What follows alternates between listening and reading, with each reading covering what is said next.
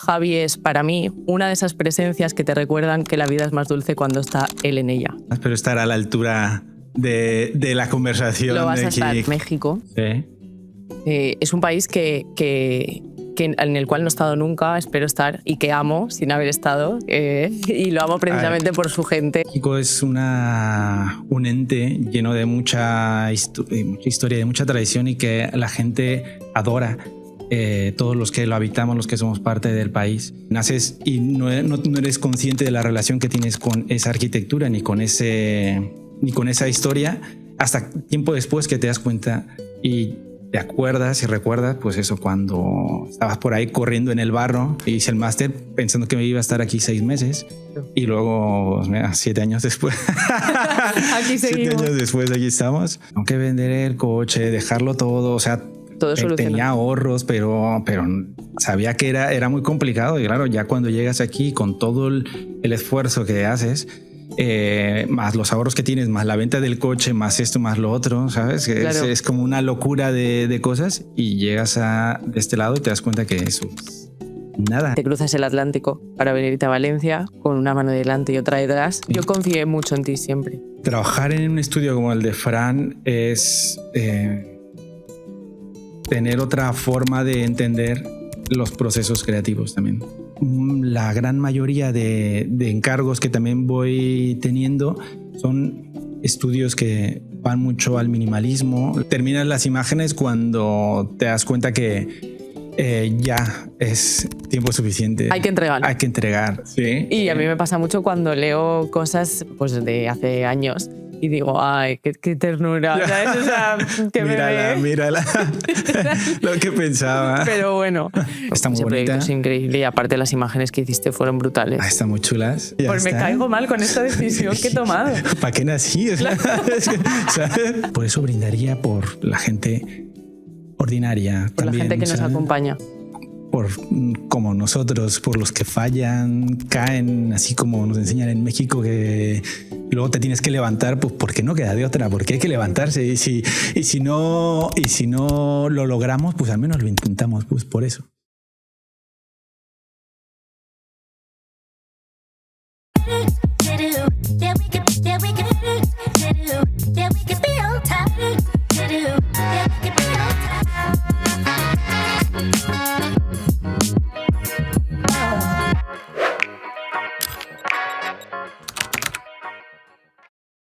Bueno, hoy tengo a alguien muy, muy, muy, muy especial conmigo. Sé que siempre digo esto porque al final tengo la suerte de estar muy bien rodeada, y he escrito unas palabras para presentar a mi invitado de hoy.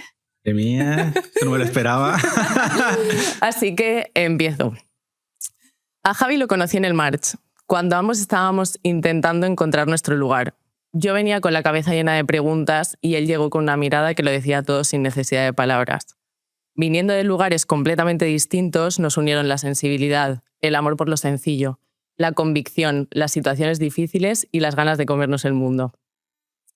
Javi, o Javichi, como yo lo llamo, es de esas personas que llegan de manera silenciosa, con una bondad inmensa y una dulzura que se queda.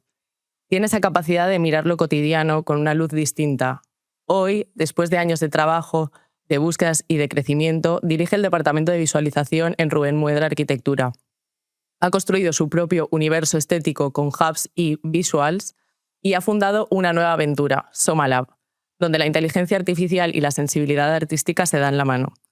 Pero más allá de todo eso, Javi es, para mí, una de esas presencias que te recuerdan que la vida es más dulce cuando está él en ella. Bienvenido. Espera, que vamos a arrancar ya un poco. Bienvenido. Pues muchas gracias, Marta. Muchas gracias por contar conmigo para este proyecto. Me hace muy feliz estar aquí. Y nada, espero estar a la altura de la conversación Lo vas a estar. que vamos a tener. Lo vas a estar, estoy segura. Bueno, he hecho esta introducción, ¿no? Que espero que te haya gustado mucho. Me ha encantado. ¿Qué te puedo decir? Pero hay mucha gente que no te conoce. Entonces, para toda esa gente que no te conoce, ¿quién es Javier Hinojosa? Pues, a ver, Javier, yo, una persona muy normal, Marta, muy sencilla también, con muchos fallos. Un tío que vino de México con mucha ilusión por ver que se encontraba en el camino. Uh-huh. Y nada, la vida que se deja sorprender también por las cosas que van ocurriendo, por la gente que va apareciendo y no sé, un tío curioso también. Muy curioso. Un arquitecto, si hablamos de profesión, un arquitecto, pero también artista 3D, que nos llaman ahora de esa manera. Uh-huh. Ahora mismo, pues es curioso de toda la parte de imagen, la parte creativa dentro de este mundillo del diseño. Y que es una maravilla ver lo que haces. Así Gracias. que dicho esto, quiero empezar la entrevista. Has hablado, bueno, es mexicano, se le nota en su acento, lo ha dicho también. Hablaremos de esto. Tío, mi madre me dice que ya no se está perdiendo y que no sé qué. Digo, pues vamos a ver. Luego hablo con ella y hablo totalmente normal. Se te ha suavizado, ¿eh? Sí, ¿no? Sí, se te ha suavizado, pero igualmente está ahí el DG. No quiero que se pierda ese arrastre, por favor. No, son las raíces. Pero antes de hablar de trayectorias, a mí me gustaría hablar de algo muy importante, ¿no? Que es la mirada. Al final tú, o sea, eres arquitecto y te dedicas al arte 3D. Uh-huh. Entonces, ¿qué es para ti una imagen y qué representa para ti la mirada? Una imagen en sí, pues es una forma de comunicar algo, ¿no? Uh-huh. Que es la manera en la que creo que todo más o menos lo podemos identificar. Aquí el tema está a lo mejor en la forma de comunicar, y en mi caso la forma de comunicar es a través quizás de una manera muy emocional. Uh-huh. Una forma de comunicar que se basa también en las cosas más cotidianas, a lo mejor en encontrar algunos pequeños destellos en algunas zonas en donde la gente no lo consigue ver o no lo ve de primeras. Uh-huh. Y que te hace falta tener un poco de contemplación para encontrarlo. A mí más o menos va por ahí la imagen, no simples píxeles. Claro, para mí, o sea, a mí me recuerda mucho a Tarkovsky, creo que alguna vez te lo he dicho, ¿no? Que siento que usas la imagen no tanto para representar, sino para evocar una emoción, ¿no? Entonces, al final, a mí, creo, o sea, una de las grandes incógnitas no es qué es la belleza, porque al final está demostrado que dependiendo de la cultura es una cosa u otra, ¿no? Pero cuando veo tus imágenes sí que identifico mucha belleza, ¿no? Y mucha belleza que no está únicamente en lo tangible, sino también en lo intangible. Entonces, ¿qué es la belleza para ti? La belleza, a ver, no te podría decir que fuese algo en sí, sino más bien la veo como un momento, uh-huh. Como un instante en el que te das cuenta, un instante donde aparece un cosquillo dentro tuyo, donde te das cuenta de que las cosas se encajan. Que no tiene que ser solo la belleza a través de la vista, o una imagen o una escultura, o sabes que puede ser la belleza la encontramos en la poesía, sí. En la música. Entonces, en el compartir, en una vivencia, claro. en apreciar algún momento, tenerlo en la memoria. Pues para mí la belleza transcurre en muchas ocasiones a lo largo del día en una persona, pero es ese momento donde crees que por alguna razón confluye, todo encaja. Claro. A mí en ese sentido, por ejemplo, una de las cosas que me ha ayudado mucho, yo siempre he sido muy... Tú sabes que yo tengo una parte muy emocional, pero una parte muy racional, ¿no? De necesitar poner todo en palabras, porque al final el lenguaje acota, ¿no? Y el lenguaje identifica y crea. Entonces, a mí una de las cosas que más me ha ayudado, yo hago terapia, ¿no? Y en este caso hago psicoanálisis, y los psicoanalistas siempre dicen que los seres humanos somos seres de palabra. Y una de las cosas que a mí más interesante me pareció fue cuando mi psicóloga en este caso me dijo: hay muchas veces que sentimos cosas que no se pueden describir con palabras, ¿no? Entonces, creo que eso que no se puede describir con palabras muchas veces es la belleza. Es parte de sí. Porque lo puedes describirlo en parte, pero otra parte es lo que te mueve por dentro, ¿no? O sea, lo que estás sintiendo cuando observas una obra de arte, cuando ves o cuando... La belleza en cualquier sitio, porque al final está en todas partes. Es difícil encontrarle hasta esa definición tal cual, porque no es algo que puedas decir, pues mira, ahí está, se ha estudiado para generar la belleza. A veces es simplemente algo que encuentras, ¿no? Claro. ¿Y cuánta parte de la belleza que tú creas, que creo que es mucha, está tu sensibilidad? A ver, yo creo que intento imprimirle a las cosas que yo voy haciendo. Creo que inconscientemente se van quedando cosas tuyas en lo que vas, en tu labor del día a día, en las amistades que tienes, en las personas también intentas dejar algo, pero ya no por querer dejarlo, sino porque sale de alguna manera y es una forma, creo que también un grito o algo que tienes ahí dentro que de alguna manera tiene que salir, donde lo puedo plasmar, una curiosidad o lo que sea. Porque esa es mi forma de transmitirlo. No lo busco como tal. Claro. Es como que va apareciendo y a veces salen unas cosas que no me esperaba, porque creo que también la encuentras muchas veces. Y simplemente aparecen, ¿vale? Pero es como tratar de impregnarle un poquito de lo que yo puedo, de lo que yo soy. Claro, yo una vez en ese sentido, por ejemplo, escuchando una entrevista de Paula Bonet, la pintora e ilustradora, no sé si la conoces, ella decía que en realidad ella lo que trataba era de entenderse y además pensar y hacer pensar, y que eso es el arte para ella, ¿no? Entonces, en ese sentido, su soporte era el lienzo para hacer esto, pero que cada artista tenía un soporte diferente, ¿no? Entonces, en este caso, tu soporte es la imagen digital, sí, ¿no? Para descubrir esto, entiendo. ¿Y crees que la belleza se enseña o se descubre? Yo creo, como lo estamos comentando, que la descubres. Claro. La descubres y es verdad que con el tiempo te das cuenta que puedes, que la conserva algunas reglas, ¿no? Conservan algunas reglas de proporción, de encuadre, si quieres verlo dependiendo en cada área. De técnica. Sí, de técnica. Pero eso son complementos, pero no es... o puedes generar incluso unas condiciones para que surja la belleza, pero no la puedes controlar del todo, ¿sabes? Claro. Eso es lo que yo creo también depende mucho de la mirada de quien la ve. O sea, y hay una parte de sorpresa para ti mismo incluso, sí, entiendo. Sí, ¿no? completamente. Te dejas sorprender a veces y pasa, creo que en la arquitectura también, bueno, Y aquí me está pasando a mí también. Aquí nos está pasando ahora al llegar, vamos. ¿Sabes? Es como que esa parte que tiene como, ¿no? Todo lo artístico, que hay una cuota de inclusive de sorpresa para ti mismo, ¿no? Sí. Y que eso creo que es parte de lo que también hace que te enganche. Sí, y también es lo que te mueve un poco, ¿no? O sea, intentar descubrir eso. Claro. Y yo creo que, o sea, en ese sentido, no sé si te pasa, pero otra de las cosas que he aprendido en estos años es que yo también soy un misterio para mí mismo, muchas cosas. Entonces, creo que el arte te acompaña a tratar de descubrir también ese misterio sobre uno mismo.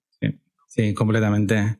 A ver, y no solo es que te acompaña, te hace moverte, te dirige prácticamente. O sea, vamos a ponerlo también en palabras, porque a lo mejor podemos llegar a pensar que el arte son cosas también mucho más profundas, pero bueno, alguna situación también que para nosotros nos haya conmovido, podemos reinterpretarlo de esa manera. Y ese tipo de cosas que vamos descubriendo que nos conmueven a lo largo del día de nuestra vida, es también lo que nos hace... Y motor.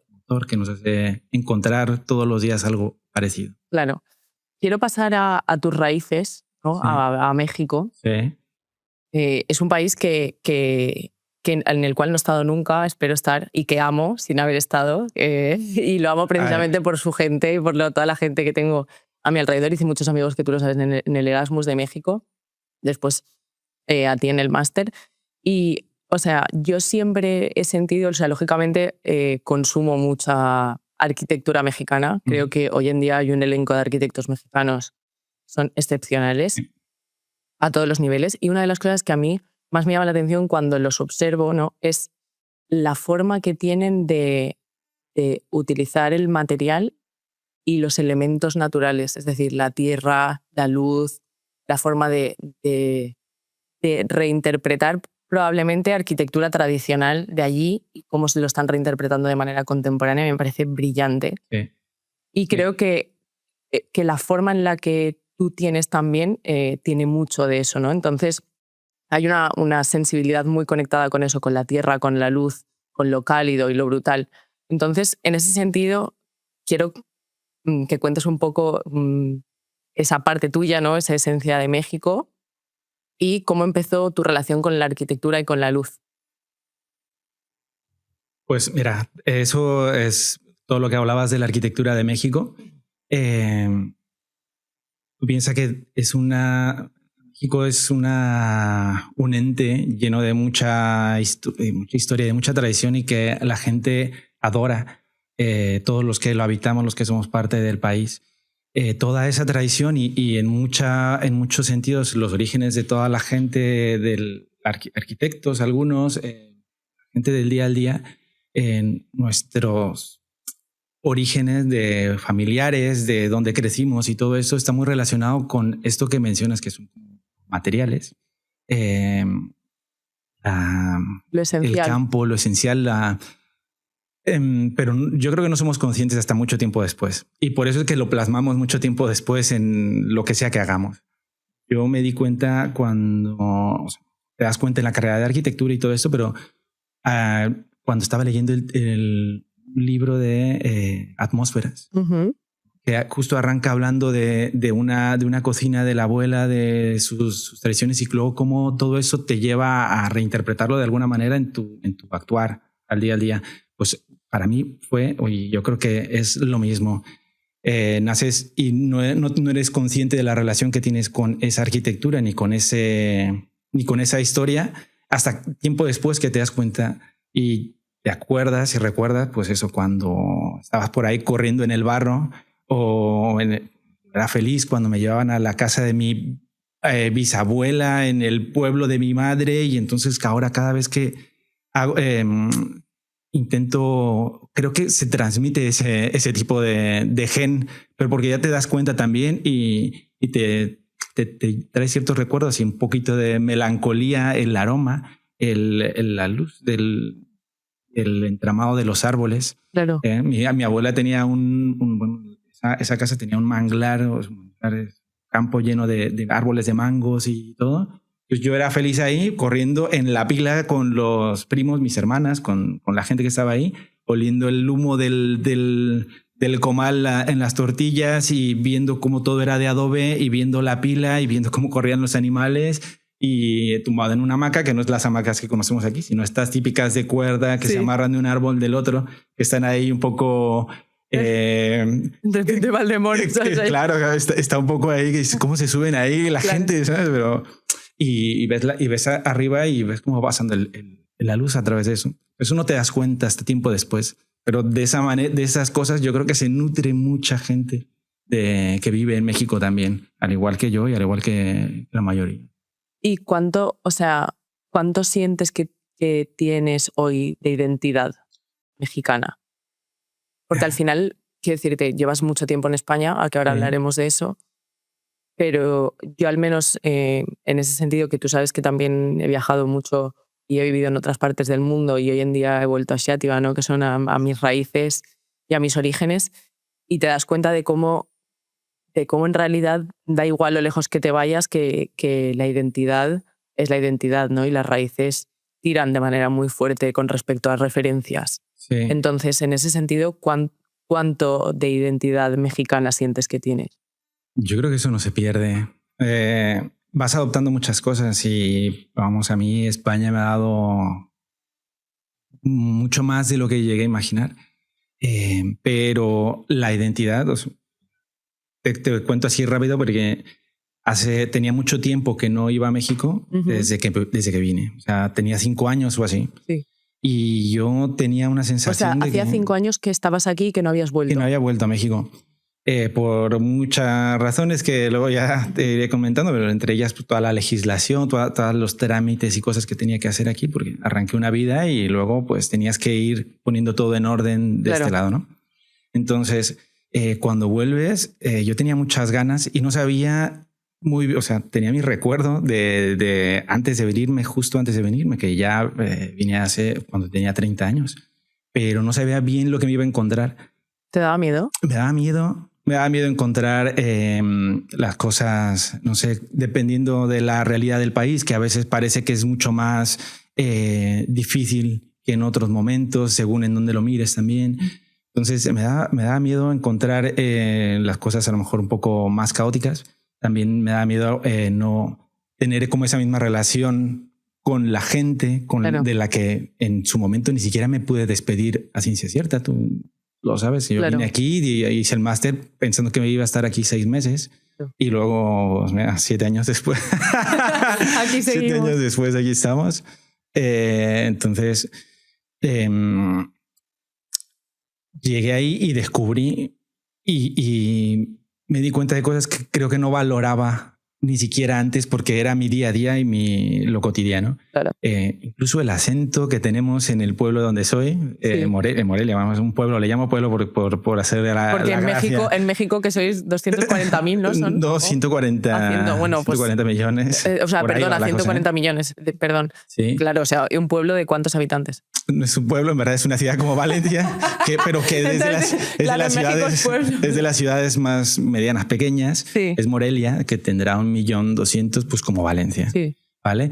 Entonces, es verdad que yo volví, me di cuenta de todo eso, volví en el Día de Muertos, en la tradición, entonces no me acordaba ni cómo, porque creo que no eres tan consciente cuando estás ahí. Claro. Y vuelves y yo me vuelvo a enamorar de México y volví y creo que no sé, nadie me dijo tienes un acento raro ni mucho menos. Claro. Como que llegas y vuelves a ser tú. Eso Claro. no se te va. Vuelves a caminar en las calles como con si esa tranquilidad, como si no te hubieras ido nunca. Claro. A coincidir y hablar con la gente horas y horas y horas y horas. Eso creo que no se te va a ir, nunca se nos va. ¿Y sientes que eso te ha impactado no solo a nivel personal, sino también en lo que haces? Es decir, volver. Y porque claro, también cuando te vas y estás tanto tiempo y vuelves, la mirada ha cambiado. Sí. Yo creo que, a ver, lo que te digo, como vuelves y no te esperas muchas cosas y valoras muchas otras cosas, yo cuando regresé empecé como a intentar plasmar eso en las cosas que iba haciendo a partir de que fui. Y es muy curioso porque como le tomas tanto cariño y lo valoras de vuelta, pues sigue siendo, no sé, sigue siendo como esta parte que necesitas o que quieres mostrarle a la gente que eres parte de eso. Claro, ¿sabes? Claro, como tu seña de identidad. Sí, sí. Y en ese sentido, ¿cómo se vive la arquitectura en México? Desde las personas a nivel más tradicional, Sí. hasta la escuela de arquitectura, hasta la forma de proyectar. ¿Cómo se vive? Hay muchas realidades en México. La arquitectura, te diría que depende a quién le preguntes, la va a vivir de muchas maneras, pero en la gran mayoría la arquitectura es prácticamente derecho improvisada en México, ¿sabes? Es algo con mucho ingenio también, con mucho esfuerzo. O sea, al final, la arquitectura, si vas a pie de calle y todo, quizás el 80% de la población pues va por partes, va por tramos. O sea, pues mira, una habitación, pero sin planeación, sin esto. Es como todo de esa manera. Al tiempo que va esforzándose, va generando su arquitectura y la forma en la que la habita, pues va cambiando también. Claro. Arrancas con una planta y al paso de los años pues ya le ha echado un cuartito ahí arriba. Entonces, ¿sabes? ¿Y ahora cómo estará viviendo esa gente ahí? Claro. Y a paso del tiempo, ostras, pues mira, ya ha echado ahí al lado y ahora, pues, ¿cómo ha puesto esto? ¿Sabes? Entonces, es de esa manera la arquitectura de la gran mayoría, creo, de las personas. Claro. Y luego la arquitectura en México, también si lo preguntas o lo cuestionas a nivel de la formalidad actual, del diseño y todo, es muy introspectiva, es como muy privada. También tiene mucho que ver con la privacidad e incluso con la necesidad de la gente de no de cuidarse mucho de la seguridad. O sea, ve mucho hacia adentro, se genera su propio entorno dentro de la vivienda, y también tradicionalmente así era en épocas más anteriores, donde se generaban como todos estos patios interiores donde se distribuían todas las habitaciones y demás, la época colonial, todo. Entonces, creo que la arquitectura en México vuelve a estar como un poco cerrada, o hay ahora mismo esa tendencia de estar todo muy cerrado, muy volumétrico y de respirar todo hacia adentro. Interesante. Me gustaría ahora pasar al salto a España, ¿no? Al hecho de venirte y de decidir estudiar un máster como es el March. Esto fue en 2018. Sí. Te cruzas el Atlántico para venirte a Valencia con una mano delante y otra detrás, ¿no? Fuerte, ¿eh? De verdad, qué historias, de verdad. Con mucha ilusión. Entonces, yo lógicamente sé mucho de esa historia, pero me gustaría que contaras un poco cómo fue y sobre todo qué te impulsó a venirte a España y a venirte a Valencia. Yo creo, bueno, previo a la decisión de venirme, estaba en una situación a lo mejor muy estable, bien, una situación bien, y creo que esto es lo que me ha impulsado a tomar la decisión. Estaba muy bien y... O sea, cómodo. Cómodo, pero dentro de mí, ¿sabes? Era como que algo se iba apagando. Bueno, o sea, siempre decía, es que necesito un golpe de suerte o el cliente o el esto o lo otro. No termino de estar completamente pleno en la profesión en la que estamos. Que ahí yo estaba haciendo arquitectura, tenía un estudio panorámica, hacía arquitectura y visualización y todo. O sea, tú toda la parte de visualización ya la empezaste allí. Sí, yo lo empecé ahí dentro de este estudio y daba clases ahí también y, o sea, la situación que yo tenía estaba muy bien, pero no sé por qué algo, lo que te digo, como que se iba apagando, como que iba perdiéndole incluso el ánimo de hacerlo todos los días. Y me encontré con las clases, la promoción esta del máster en donde nos conocimos. ¡Ostras! Qué pasada, qué nombres están ahí. Me daba mucho miedo también porque incluso yo veía a la gente que tomaba las clases. Esta gente se ve como que viene en niveles así súper tops, como muy cultos. O sea, al menos la apariencia dices, esta gente será top en donde estén. Y yo intenté en ese mismo momento poder acceder al máster y todo. Aplicar. Entonces arranqué con con la entrevista, con todo perfecto tal, pero todo el tema de la documentación, del visado, de los visados, todo esto fue una pelea en ese momento y no lo conseguí. Luego ya el tiempo me iba a dar cuenta que esa era una de las muchas peleas que hay con tema de burocracia y demás, pero al año siguiente lo volví a intentar porque me quedé con esa espinita y curiosamente... Esto no lo sabía. O sea, ¿sí? ¿Tú lo habías intentado el año anterior? Yo lo había intentado el año anterior y no lo conseguí. O sea, no nos hubiéramos conocido. Nos hubiéramos conocido, Martuchis. Todo pasa por algo. Es que así son las cosas, ¿eh? Entonces... Y al año siguiente yo como ya lo tenía planificado, pues lo arranqué con mucha más antelación y más todo. Lo que pasó en ese momento, justo 3 meses antes de venirme, es que me empezó a dar un cambio la vida muy bien. Allí en México. ¿Con respecto a qué? ¿Al trabajo? Al trabajo, a mis propias relaciones de amistad, de todo. O sea, en ese momento en la vida pasaron muchas cosas en las que yo me encontraba estupendamente bien. Y yo decía, pero ¿qué estoy haciendo yo yéndome al máster? Y apliqué y todo, y de hecho lo dudé mucho para venir. Fui a la del visado, a la embajada, y cuando me lo dieron y me dice, yo honestamente pensé que tampoco se iba a lograr porque es que es demasiado, es muy complicado todo lo que uno tiene que ir generando para poder tener todo en orden. Entonces pensé que no iba a ser posible y yo iba un poco disfrutando el momento que estaba viviendo en ese instante. Y cuando me la dan me dicen, oye, pues bienvenido tal, te esperamos en España, no sé qué. ¿Qué está pasando? O sea, ¿qué está pasando? Porque además era ya, sí, y era al mes siguiente cuando ya arrancaba todo el máster y tal. Y yo todavía salí y dije, yo creo que no me voy. O sea, yo lo pensé, ¿qué estoy haciendo? Y cuando salgo, como me acompañan y tal, me dicen, yo salgo así pensando, que no. Y me dicen, ya sabemos que sí, tal, me quitan el visado y a celebrar.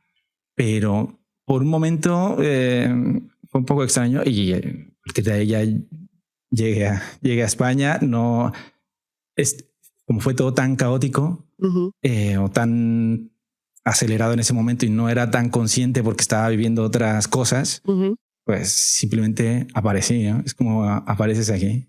Claro, y tuviste que, o sea, que vender diferente, o sea, tu coche, ¿no? O sea, diferentes... Claro. Todo eso, o sea, yo tenía ahí un coche y digo, o sea, si tengo que irme, tengo que vender el coche, dejarlo todo, o sea, todo tenía ahorros, pero sabía que era muy complicado y claro, ya cuando llegas aquí con todo el esfuerzo que haces, más los ahorros que tienes, más la venta del coche, más esto, más lo otro, ¿sabes? Claro. Es como una locura de cosas y llegas de este lado y te das cuenta que eso es nada, eso es rapidísimo. O sea, en los ahorros dices. Claro, porque o sea, no te da para nada. Pero si ya te piden 2 meses y ya eso, si dices, a ver, esto me regresa ya, claro. ¿sabes? Y en ese sentido, ¿qué encontraste en España, en Valencia y en el March? Valencia me sorprendió mucho porque se parecía a nivel de escala, se parecía bastante a Morelia, al centro de Morelia tal vez. Incluso guardan algunas similitudes entre las calles y todo. No urbanísticas, pero sí me hace recordar algunos callejones del centro de Morelia, los callejones que están aquí también en el centro de Valencia. Y me gustó mucho, pero no lo era consciente porque no lo había investigado al 100%. Claro, no te había dado tiempo. De hecho, eso vas a decir qué tal, pero o sea, no sabía ni que aquí estaba lo de las artes y las ciencias de Calatrava. O sea, yo venía un poco, decía, pero un día iba andando y yo, pero a ver, vamos a ver. O sea, eres consciente de que estás en Valencia. Que estás en Valencia, de qué tal. Y nada, me encantó Valencia. El máster se me hacía un nudo en la garganta cuando entré la primera vez que dije, Dios, o sea, me dejé sorprender porque al final no era consciente y no lo tenía planteado tampoco. Pero cuando ya estás aquí, te dejas fluir un poco y yo estaba inmensamente feliz cuando llegué. ¿Y qué fue o sea, a ti el March te cambió? Muchísimo. Muchísimo. Yo creo que fue un punto de inflexión. Un punto de inflexión, Martuchis, porque el máster te conocí a ti. O sea, me hizo ver también y aterrizar a lo mejor a la gente que nos iba a dar las ponencias. Que veíamos también, no sé si te pasaba, pero yo veía deidades ahí enfrente, decía Dios, o sea, entraba alguien y para mí flotaba así sobre el suelo, ¿sabes? La gente decía, es que qué personalidad está aquí dando una charla en el máster, pues Aires Mate, pues, bueno, propio Frank, Tuñón, Luisa. Gracias Correia. Una cantidad de gente que nunca me hubiera esperado ver y que luego también al tenerlos ahí te das cuenta que como que los haces humanos, ¿sabes? Claro. Que ya no dejan de ser, de brillar así, de tener esa aura. Claro. Y ves muchos de los que nos cuentan, pues algunos fracasos justo, algunos problemas que todos vamos teniendo, que dices, ¿cómo le harán estos arquitectos o esta gente para solucionar esto, para lidiar con el cliente, para un contrato? 10.000 cosas y te das cuenta que todos sufren exactamente lo mismo. Los mismos problemas. Exacto. Y que cuando los ves como de lejos, todo parecen alzados y cuando están después ahí en la ponencia te das cuenta de que hay muchos más caídos. Y eso es muy, muy enriquecedor. Muchísimo. Y vamos, no sé... idea de cambiar completamente como ese chip y también permitirte fallar, permitirte experimentar y muchas cosas. Claro, y o sea, ¿sientes que te cambió el hecho de estar con tanta gente de tantos países diferentes? Porque al final, o sea, yo me acuerdo cuál fue el primer trabajo que hicimos... Era el de Gandía Blasco, el de las imágenes. Ahí éramos tú, mexicano, Rodrigo, nicaragüense, Martín, creo que estaba también, ¿no? Uruguayo, y yo, española, y Oriana, venezolana. O sea, estábamos los 5. Sí. ¿Qué sientes que te dio en ese sentido? ¿O te cambió la manera de pensar, de mirar, de abordar? Yo tenía muchas ganas de aprender del máster y aprender de la gente. O sea, tú, de verdad que, por ejemplo, hay mucha gente en el camino que te va aportando muchas cosas. O protagonistas de tu historia. Con muchos protagonistas. Claro. Tú eres parte esencial y lo sabes. Pero justo yo iba muy receptivo ante los equipos y ante todos. Y yo justo te recuerdo a ti mucho. Decía, no, pero tú, es que yo sé que tú yo sé que tienes modo creativo, me decías, y no sé cuánto, y casi me obligabas ahí pero venga, dinos, aporta esto, aporta lo otro. Y yo iba fluyendo, pero es muy, muy bonito ver cómo todos van proponiendo, cómo la mirada de todos, porque todos hablan, así como yo puedo estar hablando ahora de México, puedo hablar de Valencia, de España. Todos hablaban de sus raíces también y es muy enriquecedor también ver la mirada de todo ello. Claro, sí. Yo confié mucho en ti siempre. Y siempre te vi mucho potencial y lo sabes.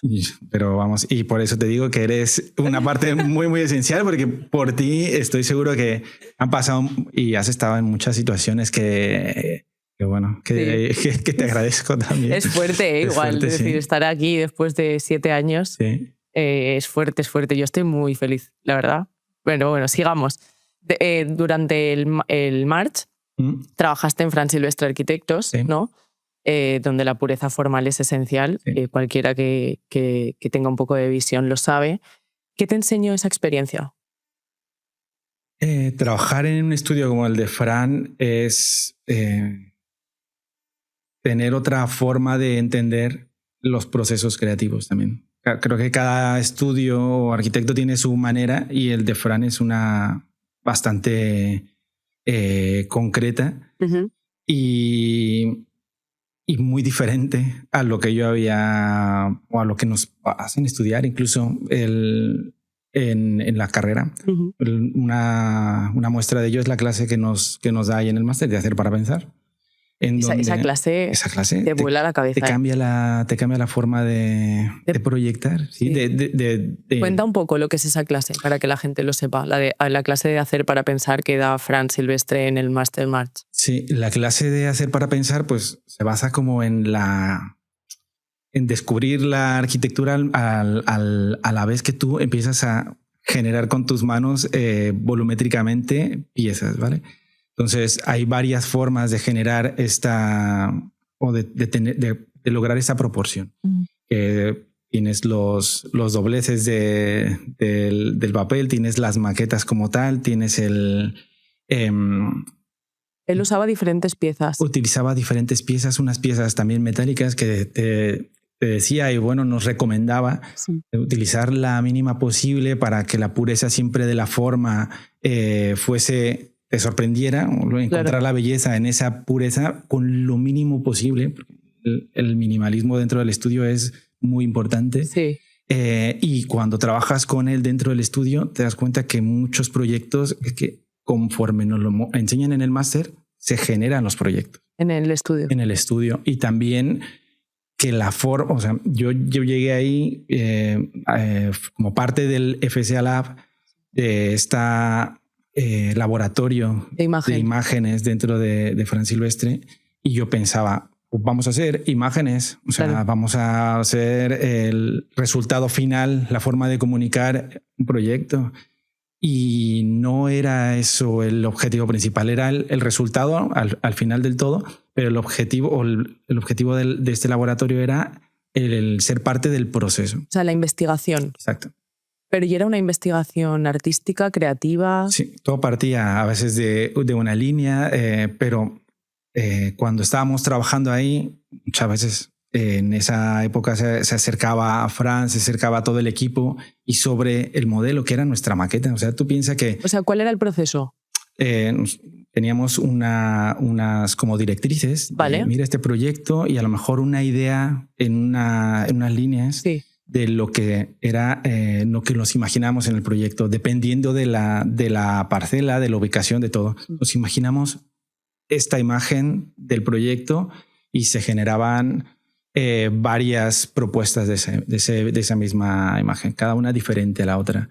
Entonces, cuando empezamos a modelar y a generar ese proyecto, Yo recuerdo, y creo que por ahí tengo incluso hasta algunas fotos, del equipo así parado detrás de mí y viendo, esto no encaja, vamos a modificar aquí. Entonces, nuestra maqueta, la que en años anteriores te decían en la carrera, Sí. tenía que ser con papel, con todo, Sí, aquí ya se volvía más tridimensional todo. claro. Entonces, eso te cambia completamente la forma de analizar. Luego vas viendo que todas las piezas encajen, que todo sea funcional, que todo tenga una coherencia, que tenga una relación de los espacios unos con el otro.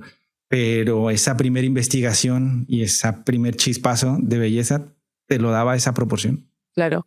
Y entonces es un proceso colectivo, 100%, porque al final terminaba Sí. estando todo, o gran parte del equipo súper involucrado desde el momento del propio proceso idea, ¿no? Sí, sí. Había algunos líderes de equipo o gente que tomaba la iniciativa dentro de cada propuesta. Uh-huh. Pero es verdad que cuando ya empezábamos a definirlo, ya eran detalles y tal. Estaba Fran, estaba María, estaba Sebak, había gente por ahí opinando dentro del modelado, sí, cómo tenía que ser y cómo podríamos mejorarlo. Maravilla, ¿eh? Una pasada. ¿Y cuándo sentiste que empezabas a tener una voz propia a nivel de imagen? Creo que esa parte la descubrí ya mucho tiempo después. No estando dentro del estudio. Dentro del estudio, al final es una parte de un gran, una pieza, una partecita de un engranaje, claro, muy grande, y que tienes que aportar a todo y tienes que ser como que brille el de al lado, brille el de enfrente, que la propuesta resulte, que al cliente le encante, que tiene que haber un todo. Pero una vez que estoy siendo parte de generando nuevas imágenes para otros arquitectos, para otros clientes, para otro tipo de productos, de escenarios, para cine, para lo que sea. Cuando se comunicaban los clientes conmigo en esas primeras llamadas que me decían, es que hemos visto tus imágenes y cuando ellos me decían lo que yo quería, lo que yo estaba plasmando en esas imágenes, pero que no salía de mí, sino que me lo decían ellos, plan de aquí la luz cómo cae, esto cómo lo haces, esto no sé qué. Ahí es que parece que esto me está dando una especie de estilo. Sí, sí. Pero no me di cuenta, no lo fabriqué yo, sino me iba dando cuenta conforme me iba contactando gente. Claro. Y después, en ese sentido, por ejemplo, cierras la etapa con Fran y hoy diriges el departamento de visualización de Rubén Muedra Arquitectura. Sí. ¿No? Entonces, me parece precioso porque al final yo creo que antes la imagen se entendía como la parte final del proyecto en la que hacemos una volumetría 3D y generamos una imagen de un plano que se ha proyectado en 2D, sí, simplemente por el hecho de vendérselo al cliente, ¿no? Y hoy en día me parece muy guay porque el hecho de que estés haciendo esto entiendo que es que porque hoy en día la imagen forma parte del propio proceso tal y cual estabas diciendo, ¿no? Sí. Entonces, ¿qué significa dirigir un departamento de visualización? Es más... Suena muy bien, pero es muy complejo porque... El rol en LinkedIn suena estupendo. Sí, ¿sabes? sí. O sea, el título, cuando dices director de visualización, mira, dices, ojo, pero... ¿Qué importancia? Es muy complicado porque no... Te tienes que autogestionar muchas cosas. Uh-huh. ¿Sí? No tienes una persona... Claro que tienes un equipo, pero en este caso Rubén confía mucho en mi proceso, en mi forma, en lo que le puedo aportar. Y yo con ese peso o esa carga de decir que hay gente que está confiando en lo que yo le puedo aportar, te tienes que autogestionar mucho más y eres muy exigente porque te comprometes prácticamente contigo mismo. Pero a nivel de producción, de imagen final, de parte del proceso y también de investigación.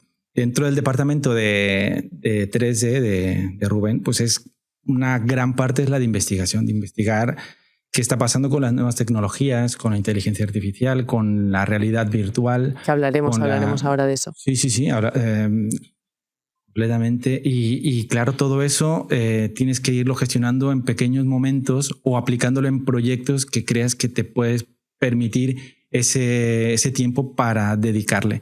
Entonces es complicado y también es muy bonito cuando tienes gente a tu cargo. Que los puedes ver crecer. O sea, yo no sé, me imagino así, es como, mira, es mi retoño. O sea, y encima tú que tienes ese complejo de padre pues imagínate. Entrañable, ¿sabes? Ya, ¿cómo lo va haciendo? Ya volteas y dices, mira, si la cosa va muy bien. ¿Cuánta gente sois? Bueno, ahora mismo somos 3, pero he tenido mucha gente que ha pasado por este proceso, por esta etapa de estar ahí conmigo, que luego al tiempo te das cuenta que les encanta. O sea, yo lo disfruto mucho. ¿Disfrutas mucho qué? Disfruto mucho el hacer mi labor y disfruto mucho enseñar. Y la gente que tiene, de alguna manera, también se termina apasionando por algunas cosas que a mí me gustan y tienen interés de eso mismo. Y se han posicionado en bastantes sitios o en algunos sitios que son muy buenos, gente con la que he trabajado, gente con la que no, gente a la que sí que le he enseñado también, que ahora mismo, por ejemplo, está en uno de los estudios más top de aquí de España, de visualización. A mí esto también te va renovando. Toda la gente que va pasando por ahí te aporta siempre su visión. ¿Y qué te ha enseñado a ti enseñar? Pues dejarte sorprender, Martín. Sí. O sea, a mí el enseñar no es como algo que te retribuya de alguna manera, es una satisfacción. Y yo creo que es algo ya nato. Claro. De hecho, el otro día, perdona que te corte, el otro día estuvo aquí Rafa Rivera, que ha sido el mejor profesor que he tenido en mi vida y un profesor de urbanismo fantástico. Y hablamos de esto y él decía que enseñar es amar, ¿no? Y quiero como enlazarlo con esto que dices, porque cuánto de enseñar implica amor, ¿no? Y yo creo que eso ligado a esta vocación y la satisfacción de decir, mira, lo ha conseguido, lo ha interiorizado o se ha interesado simplemente. Claro. Yo las clases las voy dando desde que estaba en México en Panorámica. Luego di clases en la universidad ahí en México, interiores. Me tocó dar una par de clases en el March también, una vez ya terminada esto. Y hace poco, eso yo no sé si te lo había contado, pero hace poco di unas clases también en la Europea, Europea en el Politécnico. Sí, me lo habías contado. Sí. Y es súper bonito ver cómo, o sea, gente que no tiene ni idea de, en este caso, de realidad virtual y de utilizar las gafas de todo esto, termina mostrando su proyecto dentro de la realidad virtual, mostrándonos ahí en un monitor como esto. Es muy, muy gratificante. Claro. Sí. ¿Y dónde está para ti el límite entre representar y reinterpretar? Porque a mí una de las cosas que me gusta mucho de ti es que eres muy humilde. O sea, y si bien eres un artista visual 3D y parece que todo lo que lleva la palabra artista automáticamente queda excluida la humildad. ¿Sabes? O sea, desgraciadamente sucede. Sí. Creo que no es tu caso para nada. Y yo te he visto mucho estar muy de cerca con alguien en un proceso creativo y no hacer exactamente lo que te están diciendo, sino reinterpretar lo que te están diciendo para terminar creando una obra conjunta, ¿no? Que no sea simplemente voy a ejecutar la imagen que tú me estás diciendo, sino voy a dejar parte de mi impronta. Entonces, ¿dónde está ese límite, ¿no?, entre representar y reinterpretar? Yo intento reinterpretar todo esto, pero porque al final la gente que llega y te pide algo o dentro de un equipo, ya sabes que de entrada tienes como la confianza tuya, de tu criterio, de poder abordarlo de alguna manera. Entonces, cuando me pregunta o cuando me piden generar algo, siempre intento ver las cualidades del proyecto, de la propuesta, de lo que quiere transmitir. Y una vez empapado de todo esto, creo, bajo los conocimientos o la experiencia que pueda tener, que va a funcionar de ciertas maneras, con cierta iluminación. Con esto, que el volumen principal no era el que te estabas imaginando, sino era la fachada lateral, que no hace falta mostrar todo el edificio, sino que a lo mejor un detalle va a transmitir mucho más lo que quieres vender de tu producto, de tu arquitectura, que verlo todo de una. Entonces, a veces el límite pues es prácticamente la petición de lo que te está diciendo la otra persona, el equipo o un cliente. Claro. Y en ese sentido, por ejemplo, ¿esperan simplemente el hecho de decirte quiero que hagas esta imagen y tú la haces? O entiendo, o sea, por precisamente lo que estabas diciendo ahora, que hay un asesoramiento muy grande sobre lo que implica hacer una imagen. Sí. ¿No? Entonces, en ese sentido, a nivel de proceso, ¿qué suelen esperar? Y después, ¿cómo suele funcionar? Yo les explico previo al arranque de todos los proyectos cómo funciona el trabajo. Y una de las cosas que sí que solicito mucho pues es el tema de conocer el proyecto, de saber qué es lo que quieren transmitir y cómo lo quieren mostrar. Y, por ejemplo, un cliente de arquitectura, ¿qué es lo que le ha solicitado su cliente a la vez? Claro. Porque muchas veces es un cliente, lo que sea, que quiere una vivienda completamente iluminada, una vivienda que es un artista, es un músico. Y entonces hay zonas que ya para mí están claras que son las importantes. Entonces la gente muchas veces me lo va contando, porque a veces lo normal es que te pasen un modelo 3D y te digan, pues nada, queremos 3 vistas, proponos, y dices, pero espérate, claro, no tengo ni idea de qué va esto. Claro. Entonces me mandan una especie de briefing con todo esto, con la materialidad y pido referencias de lo que ellos imaginan. Vale. No de lo que renders que ellos hacen o de prueba o tal, sino de lo que ellos les gustaría imaginarse en algún espacio en particular. Y yo eso es mi hoja de ruta, claro, para luego mostrarles algo. Bien. Me gustaría pasar ahora, has hablado en varios momentos, hemos hablado de la luz y hemos hablado de la atmósfera, que es lo que estudiaste esto en la universidad, y también me gustaría hablar del color, ¿no? Igualmente, para mí si algo te define es tu forma de mirar y de interpretar la luz y en ese sentido, por ejemplo, no sé si conoces el libro El elogio de la sombra de Tanizaki. Sí, conozco a Tanizaki, conozco el libro, no lo he leído. Bueno, te lo recomiendo 100%, a ti y a todas las personas que nos escuchen, porque al final me parece una obra maestra sobre lo que implica la luz y la sombra, ¿no? Y cómo no es tan importante representar el objeto sí, sino cómo saber captar bien la luz y la sombra. Entonces, en ese sentido, o sea, tus imágenes tienen una luz muy cinematográfica, mezclado con una luz muy mexicana. Y en ese sentido, ¿qué representa la luz para ti? La luz, creo que en todo lo que yo voy haciendo, en lo que represento, la forma de ver y de reinterpretar la arquitectura o la imagen, es la parte más importante para la luz. mí. Sí, la luz. Y más que la luz, la sombra. Porque... Entonces tienes que leer a Tanizaki. Pues mira. Deberías. Porque pasa que justo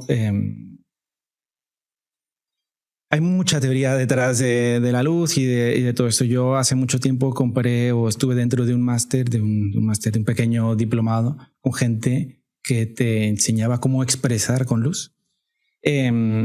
Bueno, seguramente esto, si algún estudiante de 3D o que le interese todo este tema, lo puede ver, es CG Preceptor. Uh-huh. Es una academia en línea y ahí da clases Daniel Schmidt, Jaime Jasso, que son gente, artistas de México que en su momento dieron el salto a la industria del cine en Toronto, me parece que es, en la industria Light and Magic. Sí. O sea, son hombres muy, muy importantes. ¿Y tú te formaste con ellos? Y yo me devoré sus clases. Sí. O sea, a mí me encantaba y hay muchos conceptos muy, muy básicos que la mayoría de las personas que arrancamos con esto desconocemos completamente y que nos lleva a que cualquier cosa puede ser bella, pero cualquier elemento, si está mal iluminado, no vale para nada. Si no arroja la sombra, si no genera volúmenes. Y es gente que trabajó, para decirte algo, en películas como Star Wars, Blade Runner, ¿En serio? Avatar. O sea, gente que es muy importante y que controla de todo esto. De hecho, Mejaso ahora mismo está en México haciendo, creo que una academia de cine, una empresa de cine. Pues una productora. Es una productora, perdona, sí. Entonces, nuestro sueño, ¿eh? Una Algún locura, día lo haremos. Hombre, espero. Ojalá. Algún día lo haremos allá. y claro, esto te enseñaba justo todo esto, cómo la luz afecta, de cuál manera, cómo tamizar la luz, cómo son conceptos muy, muy básicos, muy simples. La iluminación de 3 puntos, cómo afecta a un objeto una luz pequeña, la sombra, una luz mediana que es del mismo tamaño, una luz muy grande, cómo va suavizando las sombras, la intensidad. Entonces, son conceptos que a priori parecen muy sencillos y que todo el mundo que enciende una luz en su casa los conoce, pero que si los aplicas bien. mal o bien, mal, claro. Ya cambia mucho lo que estás proyectando. Entonces, para mí eso es fundamental.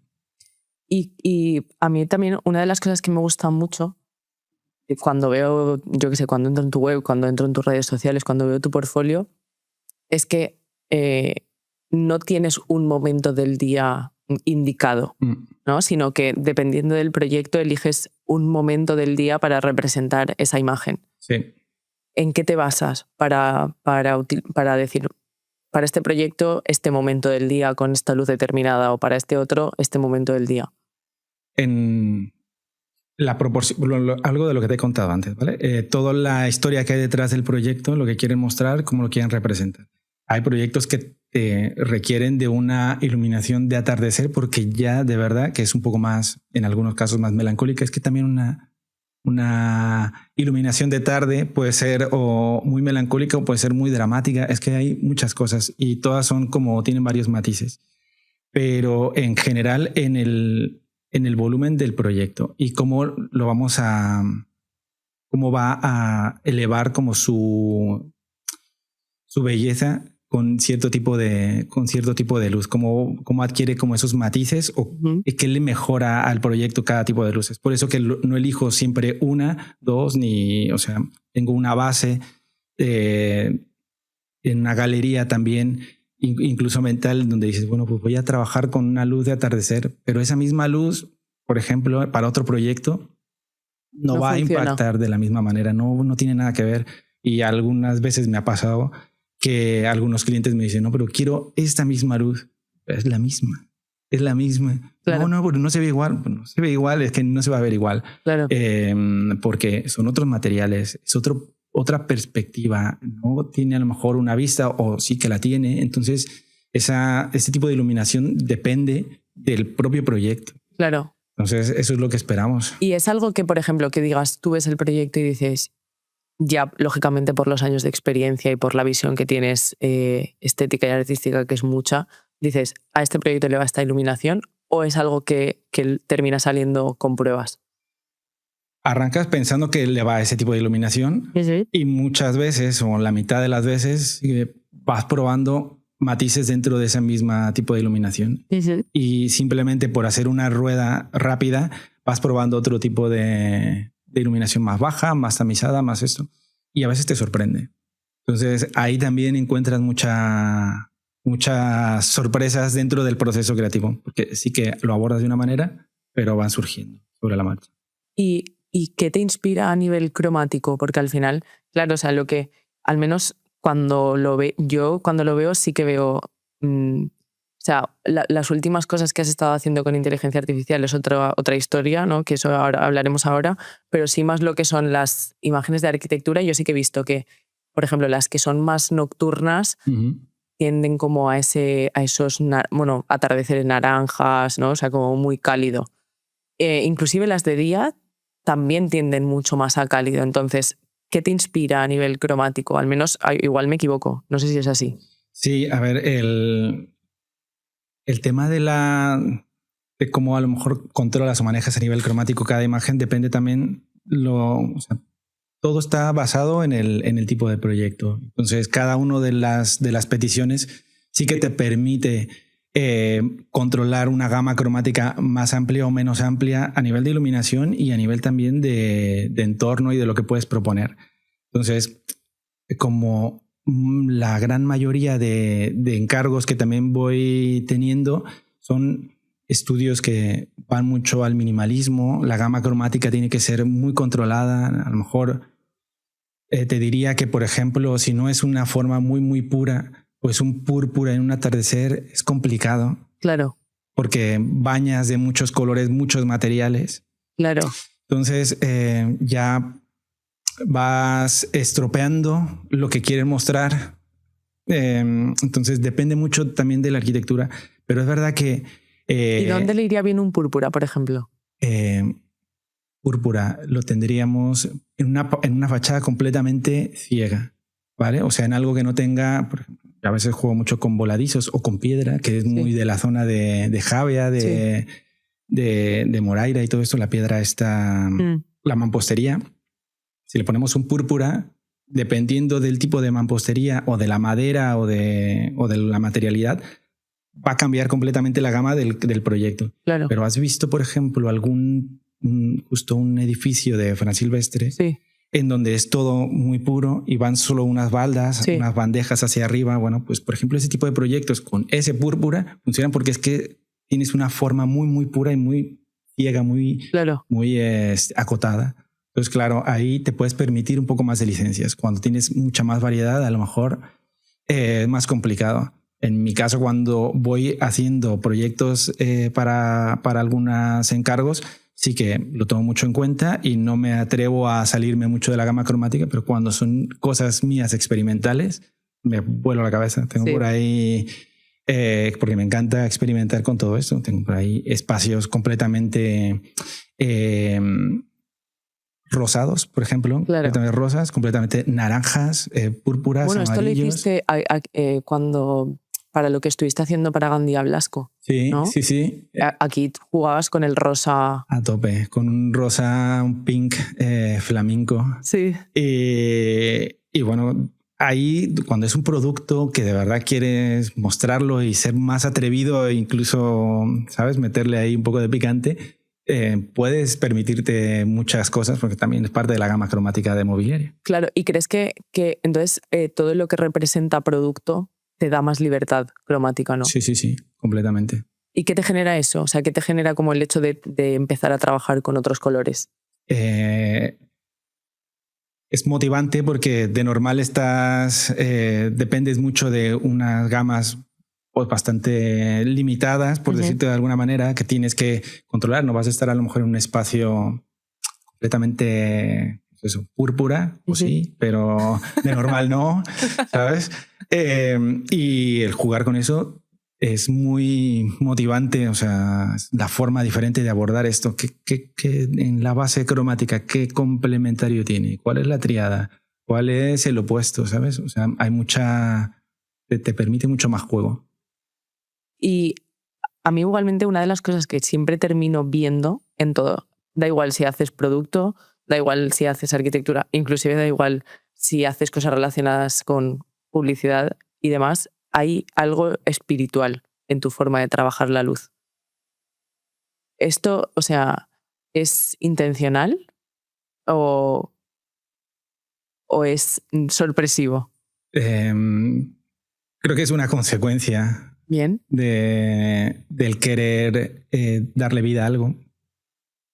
Porque dependiendo de la manera en la que tú abordes la propia palabra espiritualidad, que pues es eso, ¿no? Es algo que le da vida, ese chispazo a las cosas o ese buscar interior para darle un sentido a una búsqueda personal o lo que sea.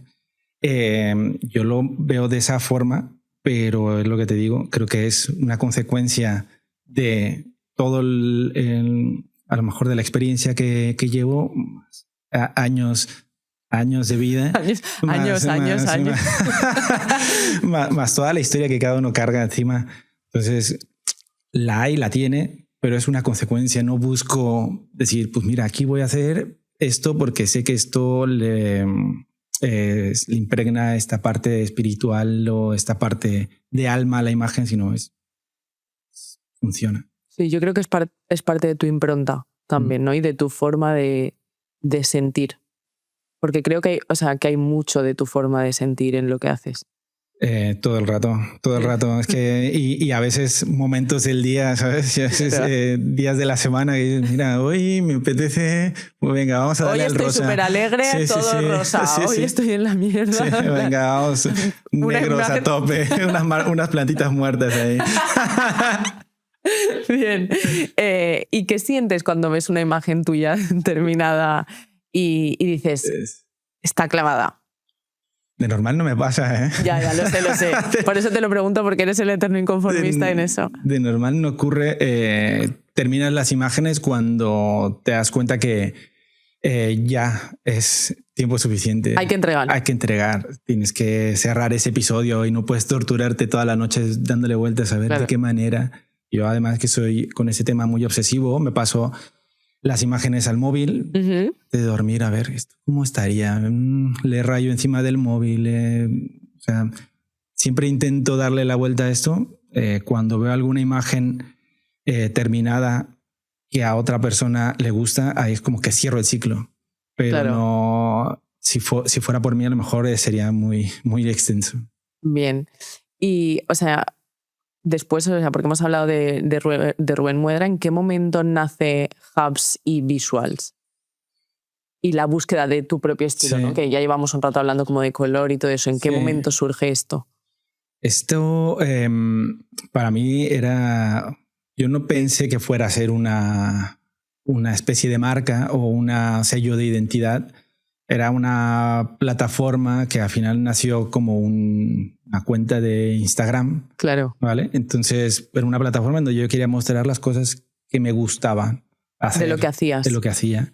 Y arranqué con cosas muy, muy poéticas para mí a nivel de imagen. Hay unas fachadas verdes, esmeralda. Mira el color, ¿vale? Claro. Son cosas así como más... potentes a nivel de vista, y simplemente quería esto. Con el tiempo fui incorporando, porque había proyectos de gente que iba haciendo que me gustaban mucho. Esto también lo quiero incorporar en todo esto que a mí me gusta, y eso fue subiendo prácticamente solo, sin una intencionalidad, y nace cuando ya la gente a veces iba con pues alguno de los chicos que le enseñaba o que estaba conmigo en el departamento y tal, o con gente, me decía, mira, él es el de las imágenes. ¿Cómo ha llegado esto a esta persona? ¿Sabes? Claro. Sí. O sea, el crecimiento fue orgánico. Fue muy orgánico, sí. No me lo esperaba, y de hecho en algún momento cuando tuve la idea de verdad generarlo un poco más profesional y de ir cuidando mucho más las cosas, me detuve un tiempo de seguir publicando tan a mansalva, y ahí en ese tiempo iba yo cuidando para ver cuál era la próxima, pero luego te das cuenta, tío, mira, lo que te apetece, si esto está muy bien, si esto está mal, hay cosas que subo que digo, ¿qué subí esto? Claro, pero eso ¿de cuándo? Esas publicaciones. Publicaciones ya que van pasando, ya claro, anteriores. Sí, pero es como cuando ves tu Instagram de 2017, ¿sabes? Y tu dices, Facebook, ¿sabes? Claro, que estaba pensando en esa época. Pero creo que es un poco injusto también mirarlo. Sí. Es decir, es un poco injusto mirar con los ojos de hoy lo que se hizo hace 5 años, ¿no? También te trajo hasta aquí. Sí, totalmente. Pero te entra esa cosilla de esto igual me lo podía haber ahorrado. A mí me pasa mucho, bueno, tú sabes que escribo. Sí. Y a mí me pasa mucho cuando leo cosas pues de hace años y digo, ay, qué ternura, ¿sabes? O sea, que mírala, lo que pensaba. Pero bueno, creo que está guay en ese sentido. ¿Tienes algún ritual cuando trabajas? Un ritual, creo que lo que más hago es enchufarme los cascos. O sea, la música para mí es vital en cada proceso, incluso ahora con Soma, y cuando estás trabajando en animaciones, yo no arranco con las imágenes, arranco eligiendo la música. O sea, arranca, a ver, esto me parece muy interesante. Sí. O sea, a ti te hacen un encargo. Sí. Y tú dices, vale, este encargo tengo que hacer esto, haces el briefing, sí, ¿no? Sí. Y antes de sentarte a trabajar, te haces una lista de reproducción. Sí. ¿Qué me cuentas? Sí, y yo elijo antes mi soundtrack o todo esto prácticamente antes de arrancar con una animación. Cuando estamos hablando de animación, luego en cuanto al trabajo, estoy todo el rato pues escuchando cosas que me apetecen según el día. Pero a mí me resuena porque me genera ya una historia detrás de lo que voy a contar. Entonces, claro, como ya tengo esa tonadita y esa idea, a veces es como que intento que transmita, a lo mejor es muy melancólica o a lo mejor es muy lo que sea, pero ya sé que una escena no tiene que ir porque no me cuadra con toda la historia que ya estoy montando previa. Pero pero cuéntame, o sea, ¿qué tipo de música te pones o cómo haces la lista? Ya, primero veo el proyecto y me hago tengo mis playlists ahí Sí. de toda la vida, entonces con esto va pasando y a veces veo el proyecto, creo que la tirada del proyecto va por algo más como sublime o es algo un poco más potente, más fuerte, lo que sea. Según el tipo de proyecto, voy hilando música y luego tiro de las plataformas para sin derechos de música, el Artist va a varias plataformas y voy colocándome esa hilada o todas esas canciones que creo que me van a cuadrar con lo que voy a mostrar. Entonces me genero 10, voy apartándola. Cuando tengo mi canción favorita, ya todo el proyecto se desarrolla a partir de ahí. Pero, a ver, ¿me puedes poner un ejemplo? Es decir, con algún proyecto y la música, si te acuerdas o no. Pues, por ejemplo, hay uno que me gusta mucho. Sí. Arranqué haciendo la imagen. Uh-huh. Un poco distinto, arranqué haciendo la imagen y a la segunda imagen dije, esto lo tengo que hacer vídeo, tengo que hacer animación. Entonces empecé a escuchar nuevamente la musiquilla y todo esto dentro de las plataformas y tal. Entonces digo, ya la tengo. Y entonces con ese vídeo y con esa música fui desarrollando el resto de imagen e incluso las animaciones que surgen ahí. Hay uno que se llama Casa Arcana. Ese es uno mío, que son los que voy haciendo así para explorar. Sí. Y es uno donde empiezan a surgir como flores de las habitaciones. Uh-huh. Y a tener como explosiones de color. Sí. Es una vivienda que para mí era como algo muy, muy tradicional, uh-huh. Bastante acotado, con mucha piedra, muy... Arcos de medio punto, ¿no? Arcos de medio punto, muy como... Lo que hablamos de lo mexicano, lo que hablamos de las raíces, lo que hablamos, en este caso, muy wabi-sabi también. Y luego de la nada, como era un sitio tan sobrio y tan poco iluminado, empezaban a salir chorros de color, con formas de flores en todos los habitáculos. Y eso fue a partir de la música. ¿En serio? Sí. ¿Y qué canción fue, te acuerdas? No me acuerdo. Bueno. Porque eran son de sin derechos. Sin derechos. Vale. ¿Y qué referencias te acompañan siempre? ¿Tienes referencias que digas, me acompañan siempre? Sí, de fotógrafos. Sí. ¿Quién? Fernando Guerra. Bueno. Fernando Guerra y Juan Van. Uh-huh.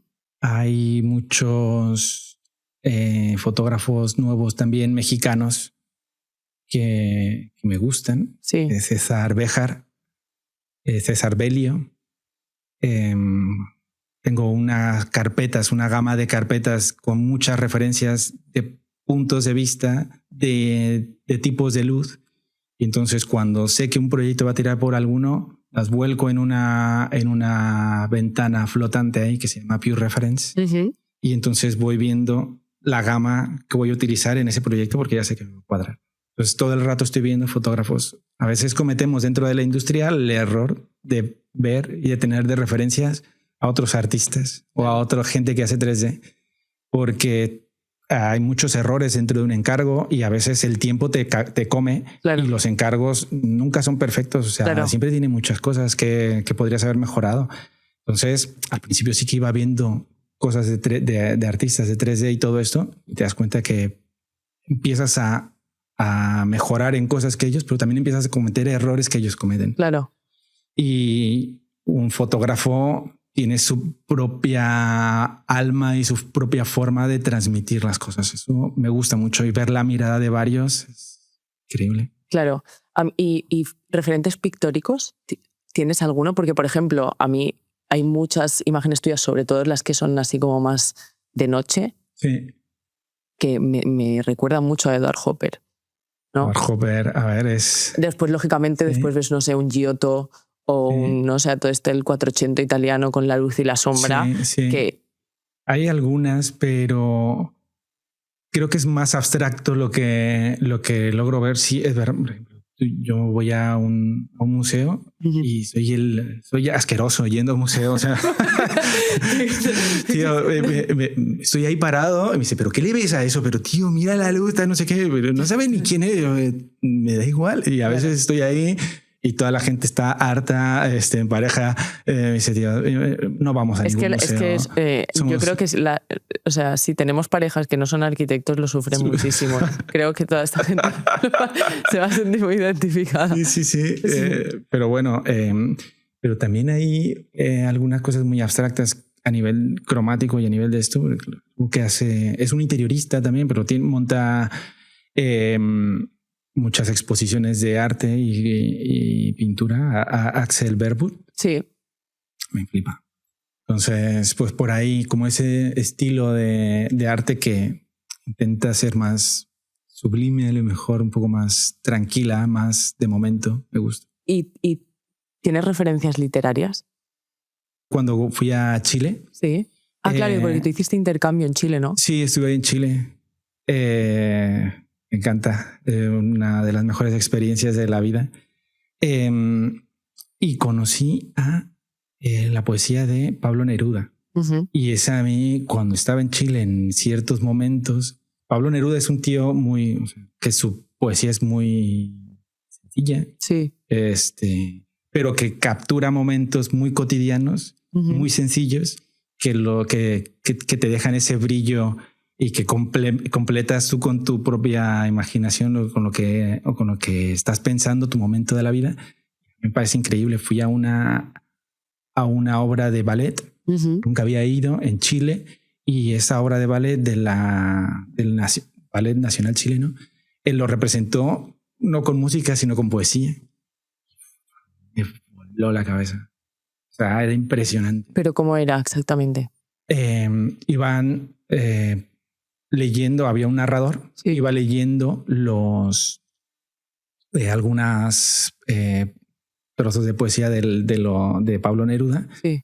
Con una musiquilla muy de fondo, muy sutil. Y hay cosas muy bonitas, pero hay cosas muy crudas también que escribe. Claro. Y que además están dirigidas y que además son de pareja y que además esto... o sea, habíamos 3 personas ahí que decían, pero ¿cómo esto no está a reventar? Claro.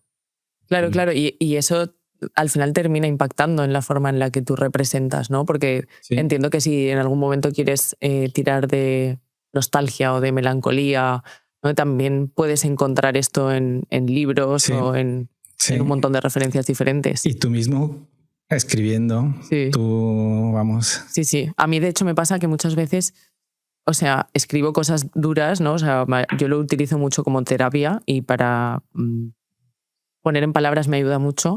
Y lo escribo y estoy tan normal, y cuando lo vuelvo a leer ahí viene la llorera, ¿sabes? Porque digo, qué bonito y qué triste, ¿sabes? O sea, que todo al mismo tiempo, ¿sabes? Sí. O sea, pero bueno, es parte de la sanación, por suerte.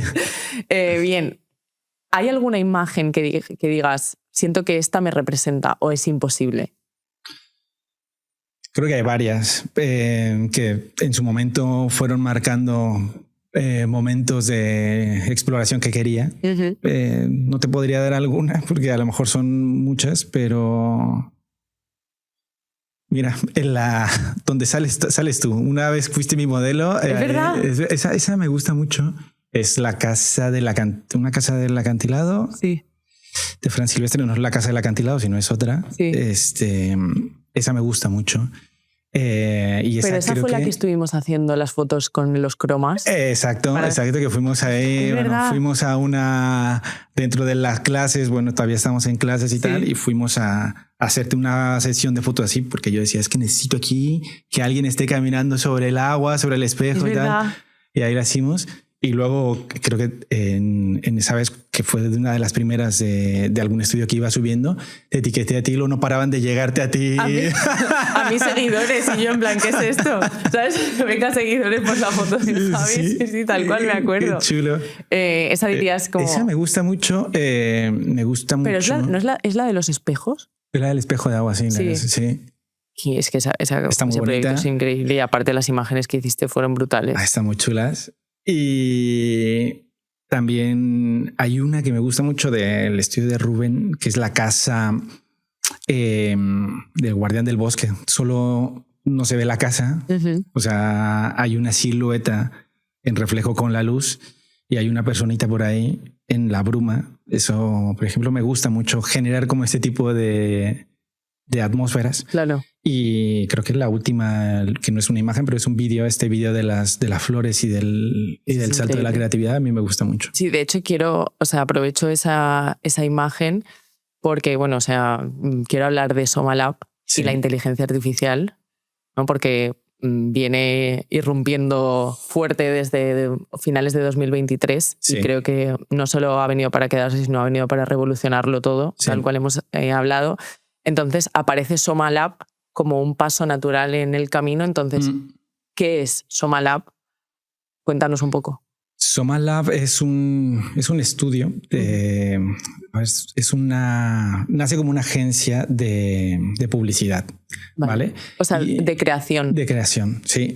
Y esta agencia de publicidad, que es como la ideamos en un principio,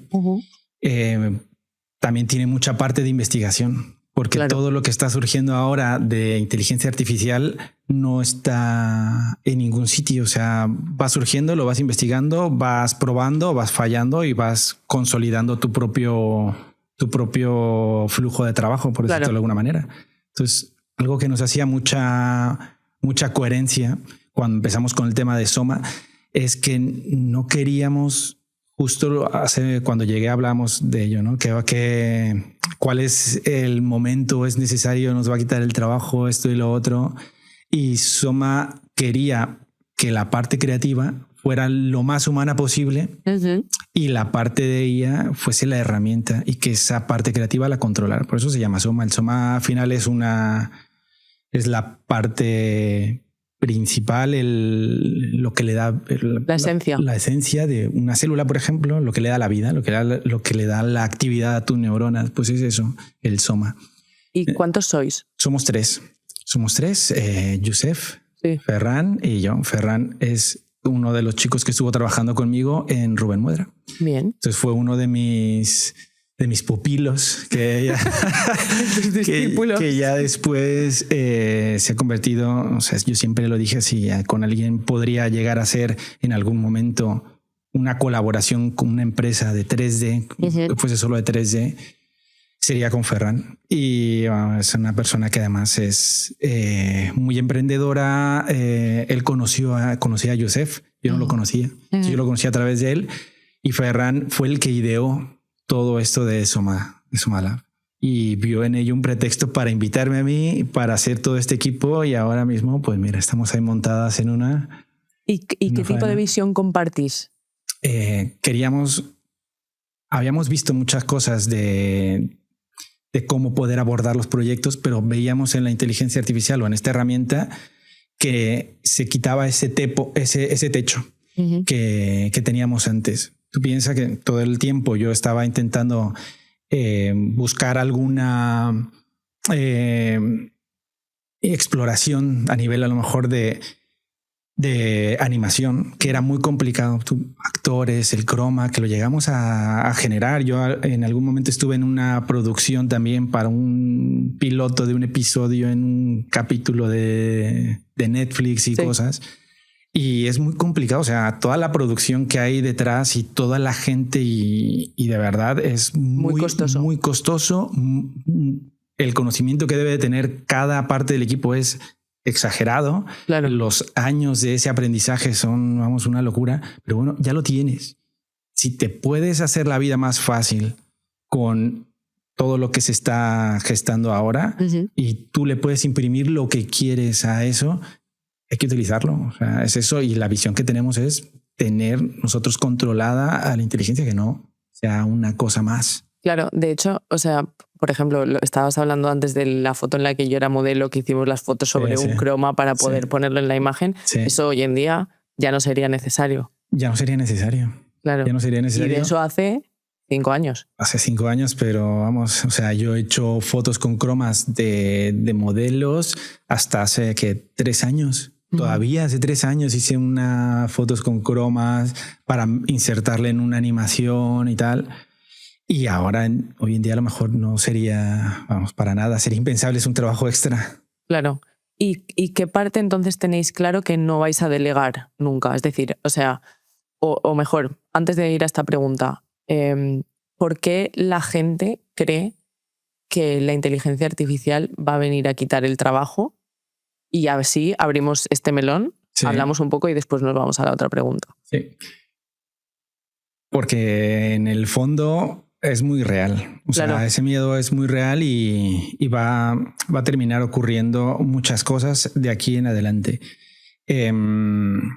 No que vaya a desaparecer una industria o que vaya a desaparecer un sector, pero sí es verdad que como va a ser tan ágil todos los procesos, los van a generar y vamos a poder incluso producir más, con mejor calidad. En menos tiempo. En menos tiempo. Claro, todo eso cuando a lo mejor era un equipo de 10 personas un mes, ahora somos 2 chavales y yo en una semana, y es algo que hay etapas como en la historia. Claro. Y creo que estamos viviendo una. Sí, una etapa de cambio desde luego. Una etapa de cambio completa. De hecho, en ese sentido, o sea, una de las cosas que digo cuando muchas veces estoy en conversaciones en donde la gente tiene este miedo, ¿no? De va a cambiar, yo siempre digo, en realidad es como sucedió con la revolución industrial. Sí. ¿No? O sea, no, va a haber muchos trabajos que van a desaparecer, pero va a haber otros muchos que se van a crear y lo que hay que saber es subirse a la ola, porque al final skills del futuro van a ser saber utilizar la inteligencia artificial, ¿no? Porque al final, sin ir más lejos, a mí me pasa. O sea, yo, sabes que hoy en día estoy trabajando en tecnología y yo lo que antes hacía en una semana hoy lo hago en un día gracias a agentes de inteligencia artificial. Sí. Entonces, esto extrapolado a todo es heavy. Lo que pasa es que sí que es verdad que al menos yo, cuando tú ves los agentes de inteligencia artificial de generadores de texto, era como que al inicio te volaba la cabeza. A mí personalmente, cuando lo ves en generadores de imagen, me parece mucho más bestia, ¿sabes? Porque siento que es mucho más complejo. Sí. Entonces, en ese sentido, a mí me gustaría saber cuál es la visión que tenéis vosotros de esto, porque al final estáis muy posicionados con usar la inteligencia artificial. Entonces, ¿qué piensas de esto? ¿Cómo os estáis formando? ¿Y qué tenéis claro como visión que no vais a delegar?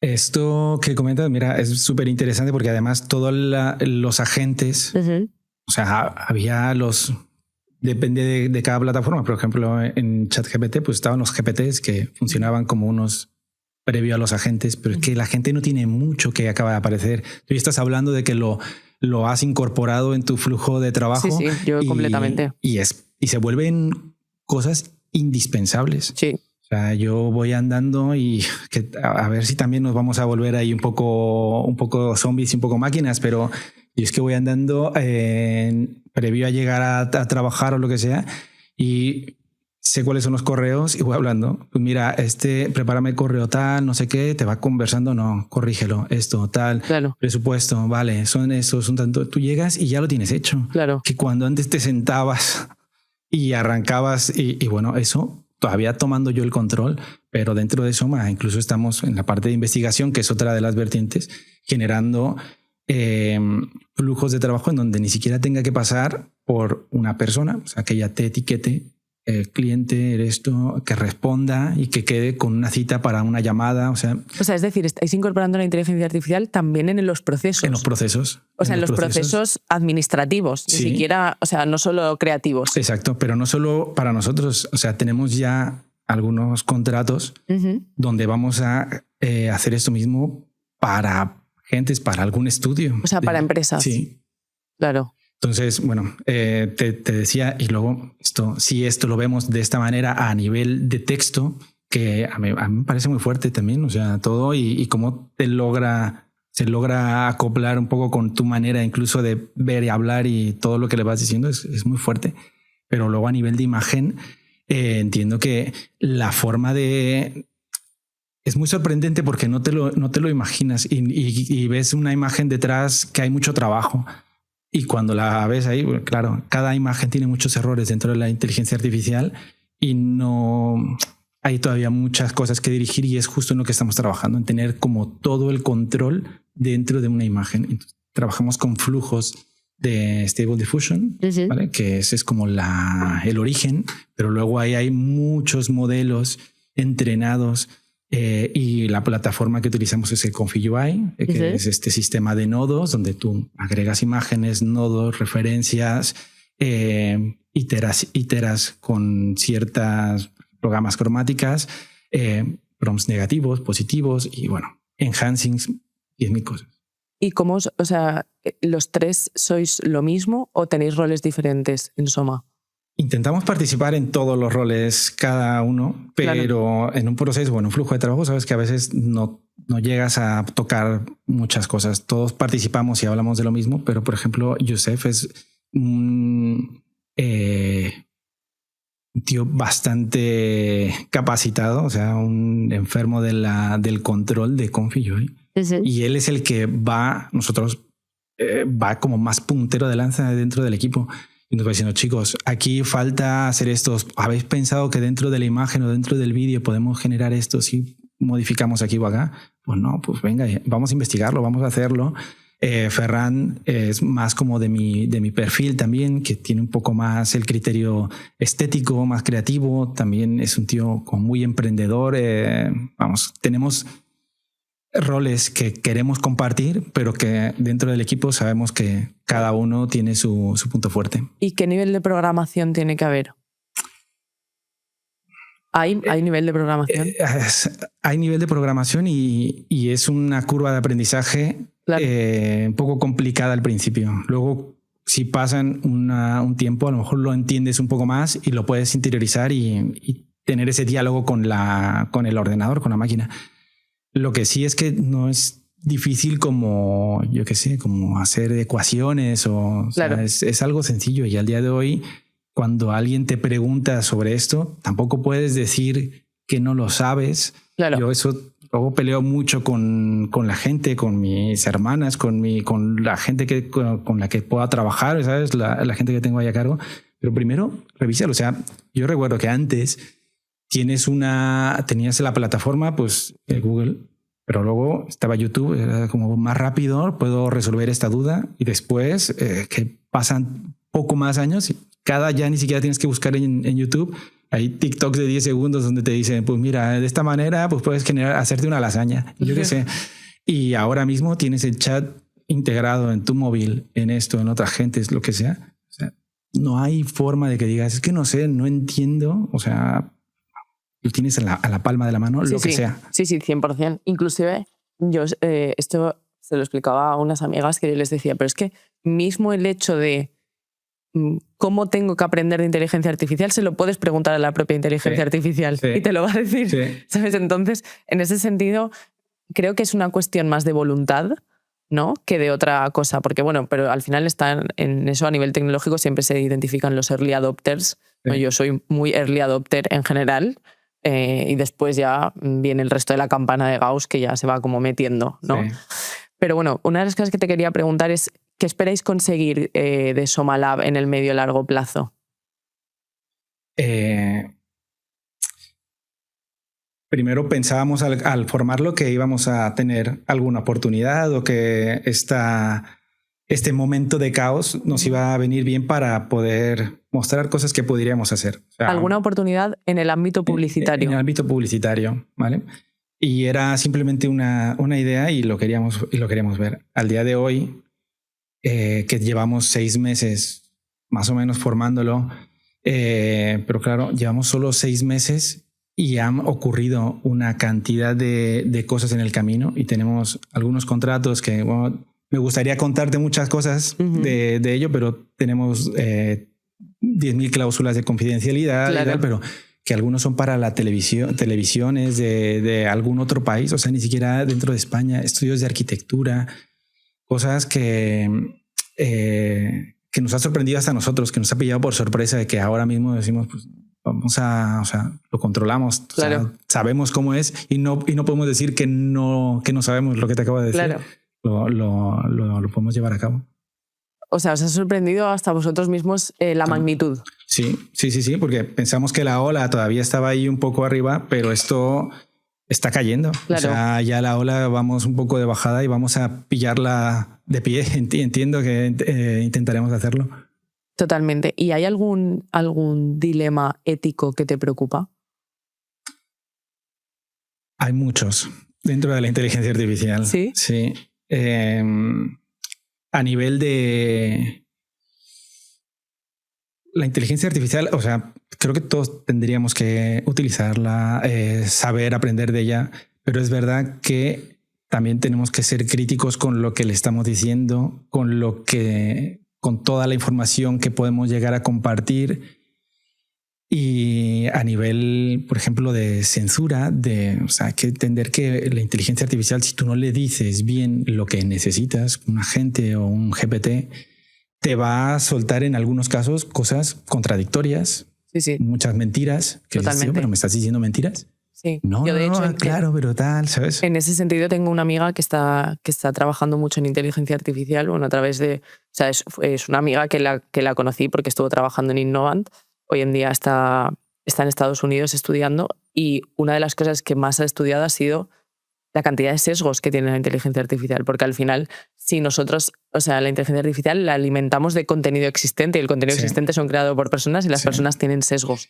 Entonces, ¿cómo somos capaces de crear una inteligencia artificial sin sesgos y hasta qué punto es real que lo podamos conseguir? Además de que son empresas. Esa es otra, ¿no?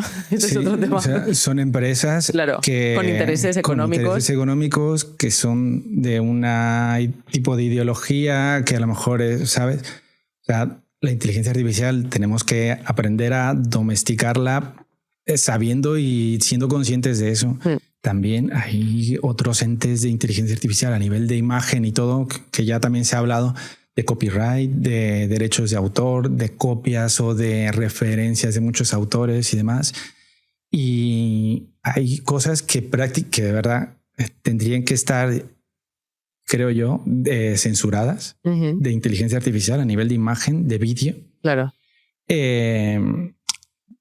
No porque me espante o porque una persona con una edad no lo pueda gestionar y hacer, pero porque está al alcance de un clic de un niño. Claro. ¿Sabes? Sí. Te pilla a alguien en un mal momento de personal, como con alguna debilidad, carencia, un momento difícil de la vida. Sí. Y te puedes ser adicto a ello como un ludópata. Sí, por supuesto. Igual que sucede con las redes sociales. Claro, claro. Y esto es muy peligroso. Claro. Porque luego la suscripción va aumentando y luego si quieres más cosas también tienes que ir pagando y esto es una locura. Claro, yo en ese sentido creo que una de las cosas más difíciles de desarrollar y más importantes a día de hoy es la capacidad crítica para discernir qué información sí y qué información no. ¿No? Y creo que esto es tanto en redes sociales como, lógicamente, lo que se viene con respecto a la inteligencia artificial.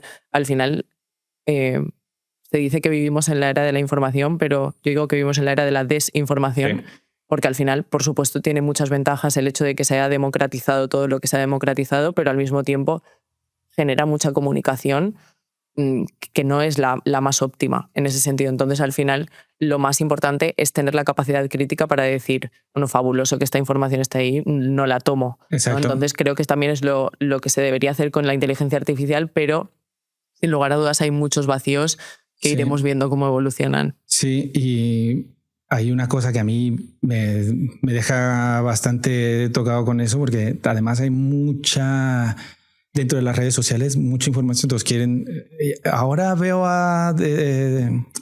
aplastado a Kling y ahora Kling, no sé, o sea, todos quieren ser el primero en comunicarlo. Claro. Y muchas veces la comunicación no es para nada acertada.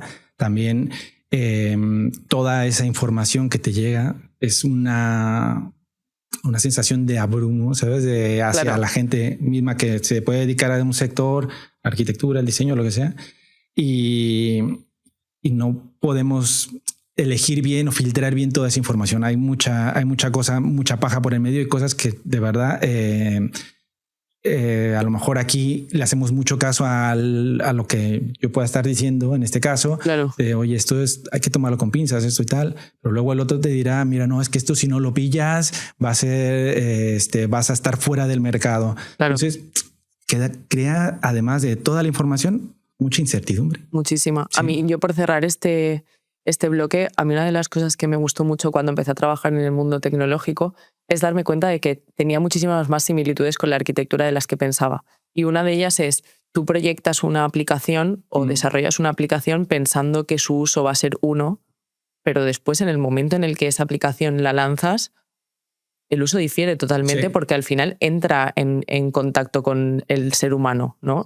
Y eso muta, ¿no? Entonces, yo creo que eso es lo que ha sucedido con las redes sociales, ¿no? Que se crearon de una manera determinada y en el momento en el que entra en contacto con el ser humano empieza a mutar. Totalmente. Y empieza a generarse muchas ramificaciones que inicialmente no se contemplaban.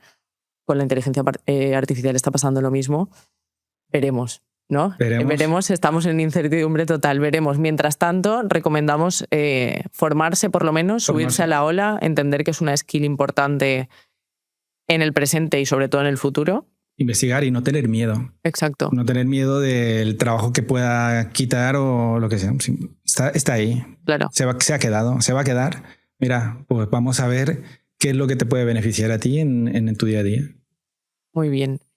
Me encanta. Vamos al penúltimo bloque al último bloque y las 3 preguntas finales, ¿vale? Entonces, esta parte a mí me gusta mucho más enfocarla con filosofía y sensibilidad, ¿no? Porque creo que es imposible hablar de trabajo sin hablar de uno mismo, ¿no? Yo una de las cosas que también he sido muy consciente en el último tiempo es que el crecimiento personal llega de la mano del crecimiento profesional y viceversa. O sea, no es posible crecimiento profesional sin personal, ¿no? Y viceversa. No sé si estás de acuerdo conmigo, al menos en mi caso ha sido así. Entonces te quería preguntar, ¿qué te ha enseñado la belleza sobre ti mismo? Muy profundo, ¿no? Ya sabías que aquí la intensidad iba a estar asegurada. A ver, pues... espera, que Nico te pone agua. Sí, gracias, Nico. Que claro, te estoy haciendo hablar mucho. Ostras, estoy ahí ya como los camellos, ¿sabes? Se queda seco de la... Gracias, Nico. Gracias. El hecho tal vez de darme cuenta que la puedes crear que te la puedes fabricar o puedes montar escenarios en los que puedes apreciarla. Pero tampoco te hablo a nivel de imagen. O sea, a nivel de imagen porque estoy yo involucrado y esa es mi labor y esa es mi profesión. Pero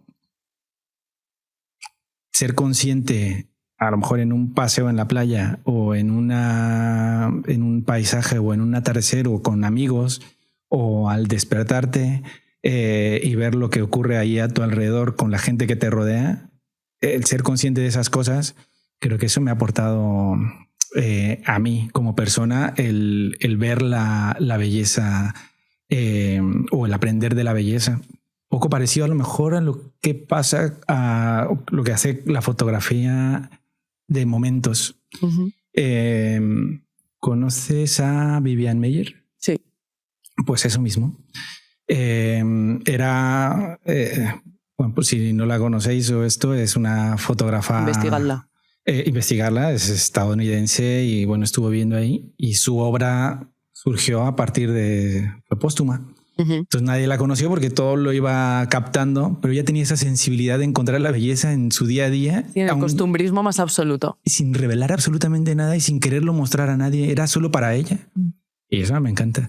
Y eso creo que es algo que todos tenemos esa capacidad si observamos bien. Bien. ¿Y qué significa para ti crear? Puede ser, para mí, creo que es imprimirle parte de mi esencia a lo que sea que haga. O sea, hay cierta parte de vanidad y de narcisismo en crear. Totalmente. Y te... A mí me hace mucha gracia cuando esto la gente me lo discute y digo, no, es que es así, ¿sabes? O sea, pero ¿cuánto? A ver, depende también, porque tú creas para ti, como Vivian. Sí. ¿Había narcisismo en ella, en esta necesidad de crear o de capturar sus propias? Pues no lo sé. A lo mejor ahí no era tan narcisista. Cuando tienes esa necesidad de crear para mostrar algo, pues ahí entiendo que sí, y que a eso que vas a mostrar le impregnas todavía algo tuyo, pues aún te vuelve más narcisista en ese sentido, ¿no? Pero que no es malo tampoco. Creo que también, o sea, hay mucha parte de... O sea, hay cierta cuota de narcisismo que no es mala. Sí. Entonces, lo que pasa es que creo que las redes sociales en ese sentido también han hecho mucho daño con respecto a ciertos conceptos. Sí. Pero que sin lugar a dudas creo que todo creativo en algún punto tiene, porque no deja de ser... al menos para mí, a nivel reinterpretativo, es lo único que tenemos claro es que nos vamos a morir y que estamos aquí un ratito, ¿no? Entonces, el crear es una parte esa de que tiene el ser humano de aquí estuve yo. Sí. ¿No? Entonces sí. creo que es un poco eso lo que tiene. Esa necesidad del ser humano de trascender más allá de su propia vida, ¿no? Totalmente. De su propio espacio. Sí. ¿Y qué te mantiene curioso? Al día de hoy, ver como todas estas posibilidades que se están abriendo, como este panorama. A mí, cada vez que iba avanzando y conforme iba creciendo y adentrándome en el sector, pues primero te hace curioso el poder representar algo y luego te va haciendo curioso, pues ahora cómo lo hago bien, cómo puedo transmitir esto dentro de una imagen. Pues ahora mismo te das cuenta que hay muchas herramientas que te permiten prácticamente generar lo que tú tengas en tu mente sin mucho más esfuerzo de lo que te hubiera costado antes. Claro. Pues eso a mí me emociona. O sea, te mantiene curioso. Sí. ¿Y qué le dirías a alguien, por ejemplo, que está en México y con toda tu trayectoria le dirías... si estás pensando en venir, vente, o si estás pensando en hacer algo, ¿qué le dirías? Sí, que, a ver, pasan muchas cosas en la vida de cada persona, pero esencialmente si tienen una oportunidad de un cambio, de una oportunidad que les haga salir de su zona de confort, no necesariamente tiene que ser fuera en otro sitio o así, pero simplemente un trabajo distinto o una actividad diferente, algo que te haga... que te dé te ponga de cabeza en algún momento de la vida y ver cómo tú te reaccionas ante esa adversidad, creo que es importante. El estudiar fuera es importante. El conocer gente de fuera es importante. El aprender de la cultura a cualquier sitio al que vayas, aunque sea la ciudad, el pueblo de al lado, es completamente enriquecedor. Entonces, si tienen la posibilidad, obviamente, de ir a otro país, de tomar ese riesgo, yo les animo a que vayan, que no se lo piensen demasiado. Claro.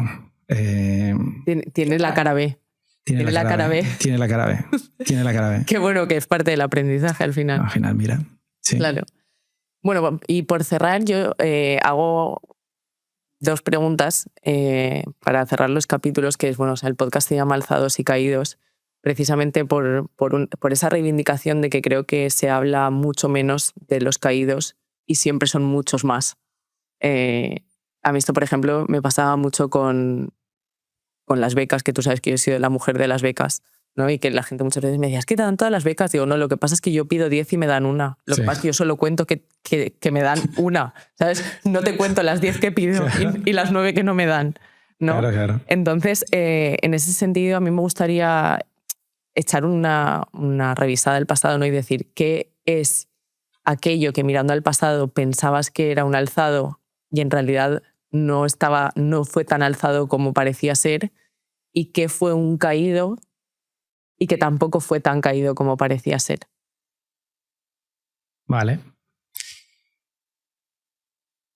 Un alzado.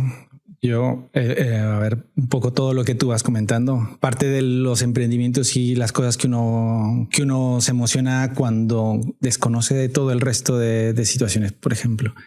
Algo que a mí me ilusionó mucho y aprendí mucho también, pero que para mí fueron muchos golpes todo el rato, fue el haber consolidado la empresa que tenía en México, que era Panorámica. Uh-huh. Nos endeudamos, o sea, tú lo piensas en un momento como una idea de, venga, pues aquí vamos a tirar todos, vamos a gastar, somos amigos, somos tal, y al final te das cuenta que tenía que tener eso, mucha más planificación. Simplemente vamos a hacer una empresa. Claro, que a lo mejor tenía que revisar el tipo de interés al que me iban a dar un préstamo, ¿sabes? O sea, claro, muchas cosas que hay detrás, cómo iba a ser el tema de la misma división de la sociedad, o sea, de repartición de las ganancias, quién iba a hacer qué. Y simplemente íbamos sumando gente sin ninguna dirección. Claro. Al final fue muy bonito, uh-huh, pero claro, esa energía del principio pues hizo que cada uno, por supuesto, tomara un camino diferente porque era inviable. Era inviable en ese momento. Al día de hoy nos ponemos con ello y a lo mejor lo echamos a andar sin ningún problema, pero claro, la experiencia y esto que a lo mejor nos deberían de enseñar un poco más también en las escuelas. Claro. A lo mejor sobre alguna asignatura y a lo mejor nos falta un poquito de como emprendimiento, organización empresarial, económica, claro, ¿sabes? Como solicita, yo qué sé, cuál es mi cuota de Hacienda todos los meses, claro, muchas cosas. Entonces, pues eso puede ser algo. Bien. Y al revés, o sea, ¿hay algún caído un fracaso, un supuesto fracaso que pareció ser un gran fracaso y que después con el tiempo te has dado cuenta que has dicho, en realidad fue lo mejor que me podía pasar? Sí. Estudiar arquitectura, Martuchis. Sí. Yo iba en el cuarto año, iba a pasar a cuarto año y yo detestaba arquitectura. Me sentía fatal, yo no sabía qué iba a hacer de mi vida. O sea, ¿tú pensaste en dejar la carrera? No, porque ya estaba ahí. Ya. Y ya es como tiras. Pero yo no me veía capaz de hacer nada que tuviera que ver con la profesión, con la labor de un arquitecto, la propuesta, el diseñar. A mí me agobiaba. Además, estaba en una escuela en donde estaba rodeado de gente que era muy talentosa. Claro. Y yo es que cada vez me iba haciendo menos y yo en algún momento a la mitad de la carrera decía, pero ¿qué estoy haciendo aquí? ¿Qué va a ser de mi vida? ¿Sabes? ¿En qué momento tomé esta decisión? Claro. Y fíjate ahora. Y no sé, después un paso importante fue el haber hecho esa salida a Chile. Uh-huh. Porque ahí fue muy duro, porque todos los comienzos son muy duros en cualquier país al que te mudes, son uh-huh, durísimos. Yo lloraba las primeras semanas y decía, pero que estoy haciendo lo mismo que al estudiar arquitectura, pero mira, si ya la estudié y encima me voy de intercambio, pero ¿qué me pasó por la cabeza? Claro, que me caigo mal, lo que yo te decía, o sea, pues me caigo mal con esta decisión que he tomado. ¿Para qué nací? Claro. Claro. Y nada, ahí conoces mucha gente que te va regalando la vida y con muy poco, que yo creo que hay gente que ni sabe que ha marcado tu vida, uh-huh, pero con palabras de gente que conocí ahí y con el actuar y la formación que hay también en Chile, que es muy buena. Uh-huh. Yo volví a México teniendo las cosas muy claras a nivel de diseño y de cómo representar un proyecto. Y también sobre ti mismo. Y sobre todo sobre uno mismo.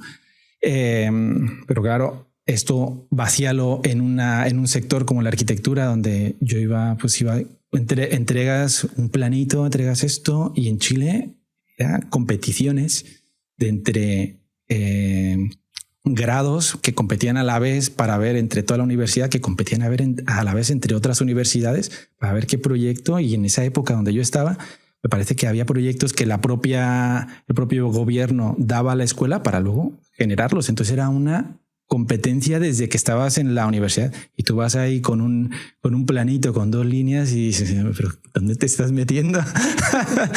Y la gente te enseña mucho.